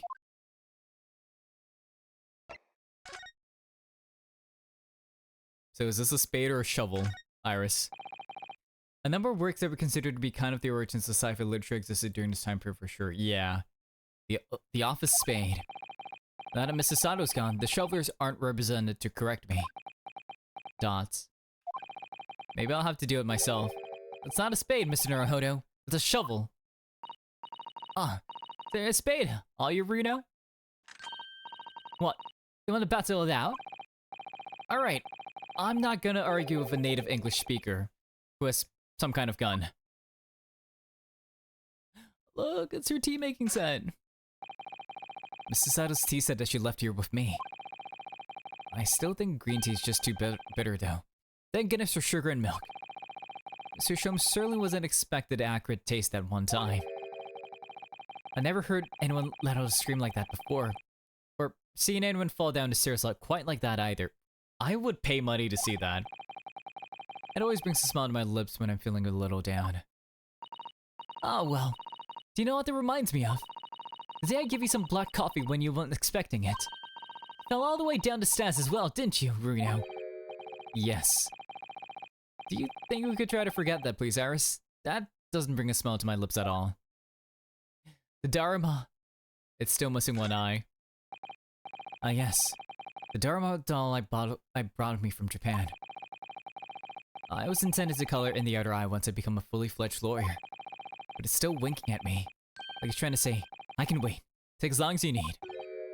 Or maybe not. I'll just have to keep on doing the best I can, I suppose. But didn't we make a promise where it's like we won't be the ones to fill it in. It'll be Susato when she considers us a fully fledged lawyer. I could color it in for you, Reno. Just that one eye, is it? No. It needs to be done with a bit of ceremony, Iris. It's not just a toy for coloring in, you know. Our shrimps, they're alive. I also want to see Renosuke falling down the stairs after tasting coffee. I mean, hey, black coffee hits, okay? Look at the prawns and the anemones gently swaying around in the tank. As coffee wasn't really around in Japan at the turn of the century, I feel like it's just more like slowly introduced. As about, you know. Regular cleaning, some food, and fresh seawater is all they need. And some conversation, of course. It seems like a lot of effort at first, but it was worth it. I'm certain you'll be able to tell what you're thinking. Funny to think that so many people in London had aquariums like this once, when they were in vogue. You never expect to find sea anemones in the middle of the capital. I think I'll have to name them soon. Oh no! Reno's disappeared! What? Ah, I expect he's eaten by Hurley. I think I'd prefer it if you use your imagination more when naming the sea life. Hehe. I never did see what Mrs. Sato's room looks like. I could go in now, of course, but I don't dare. They say a young maiden's private chamber is a place of bittersweet secrets. Oh my god, yo, the evolution from Susato to Iris to Reno saying it. Although from the laughter you used to hear when you would visit, I imagine it's mainly sweet. Oh, we used to have such fun in Susie's room. She told me all sorts of interesting things about your country, you know.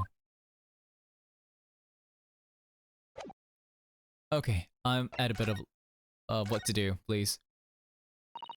I'm so excited about the prospect of Naruhodo's Anything Consultancy opening for business again. That's not what it's called. It's Naruhodo's Legal Consultancy. The Anything Consultancy is 100 years later, Iris. I've done a lot of studying these past 6 months. Reading law texts and judicial precedents. I'm sure I'm a better lawyer now. I can't wait to start practicing again. Nothing's changed in here at all, though, has it? It's as though time has stood still in here since Susie went back to Japan. Iris, no. Dots. I wanted to keep it ready for Mrs. Sato, in case she was able to return to Britain at any time. So I just left everything the way it was. Oh, I see. Right.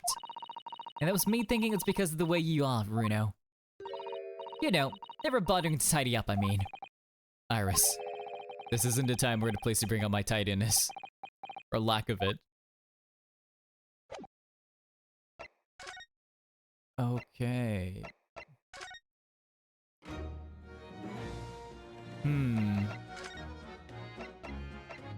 I mean, I presented, like, the things to you already. Like, I presented all these things to her already, and there's nothing.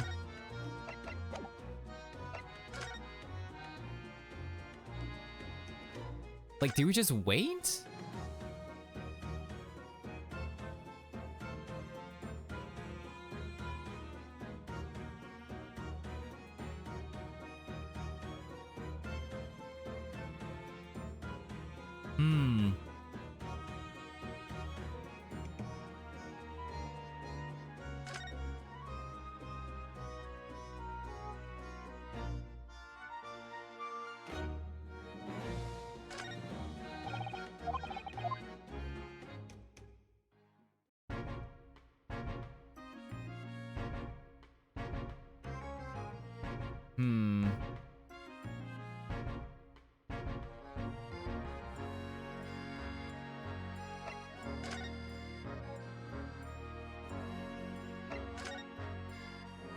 Like, do we need to, like, hear all the things before then?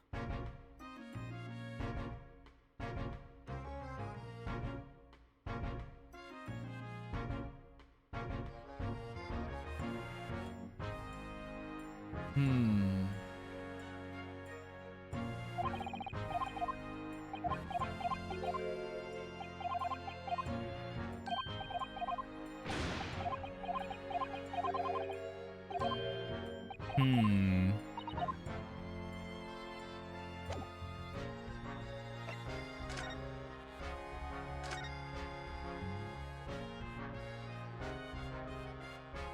Like, one of those canisters definitely looks dangling. Okay, they said like Iris did say like she wants to poke around a bit more.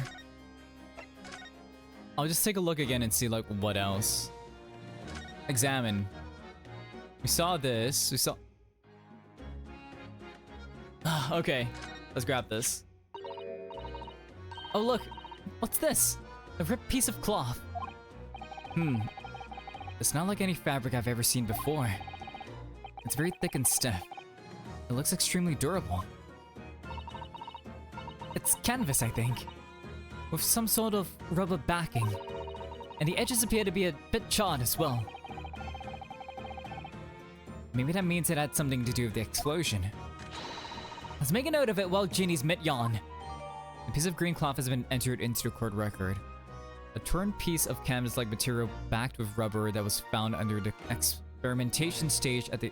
Okay, let's see.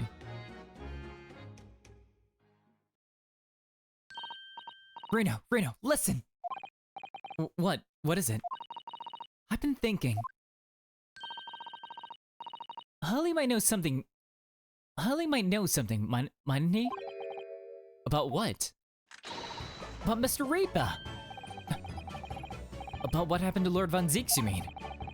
Because it sounds like something very significant occurred after he graduated from university. Something that completely changed his life. Maybe. But I have no idea where to find Mr. Sholmes at the moment. He's in the middle of some big case, isn't he? Here, this is what you need.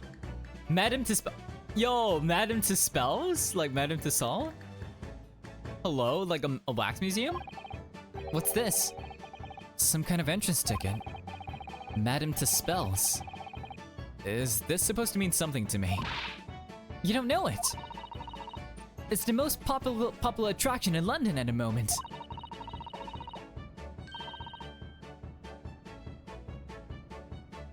It's very close to Baker Street, actually. We could go now if you like. No. We don't have time for visiting attractions today, Iris. We have a big trial tomorrow. But that's where Hurley is. What? At this popular London attraction? Yes. How's it that you know where he is? Hurley told me. But he told me to keep it a secret from you, Bruno. Madame to Spells. But why specifically there? I don't see how it could be related to the case we're investigating, but then stranger things have happened. And when they happen, Mr. Sholmes is usually at the heart of them.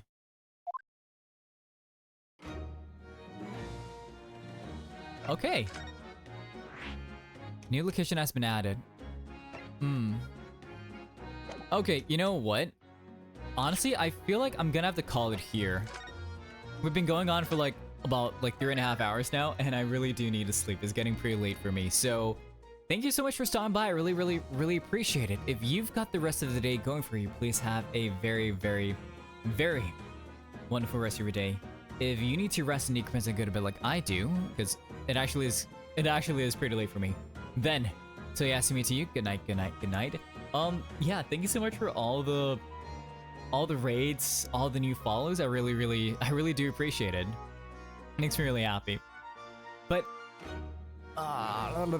yes, I'm losing my words. But yeah, we will continue this tomorrow. I think there's a little bit more of the investigation, and then we're probably going to go to the trial. So we're a bit of a longer stream tomorrow, potentially.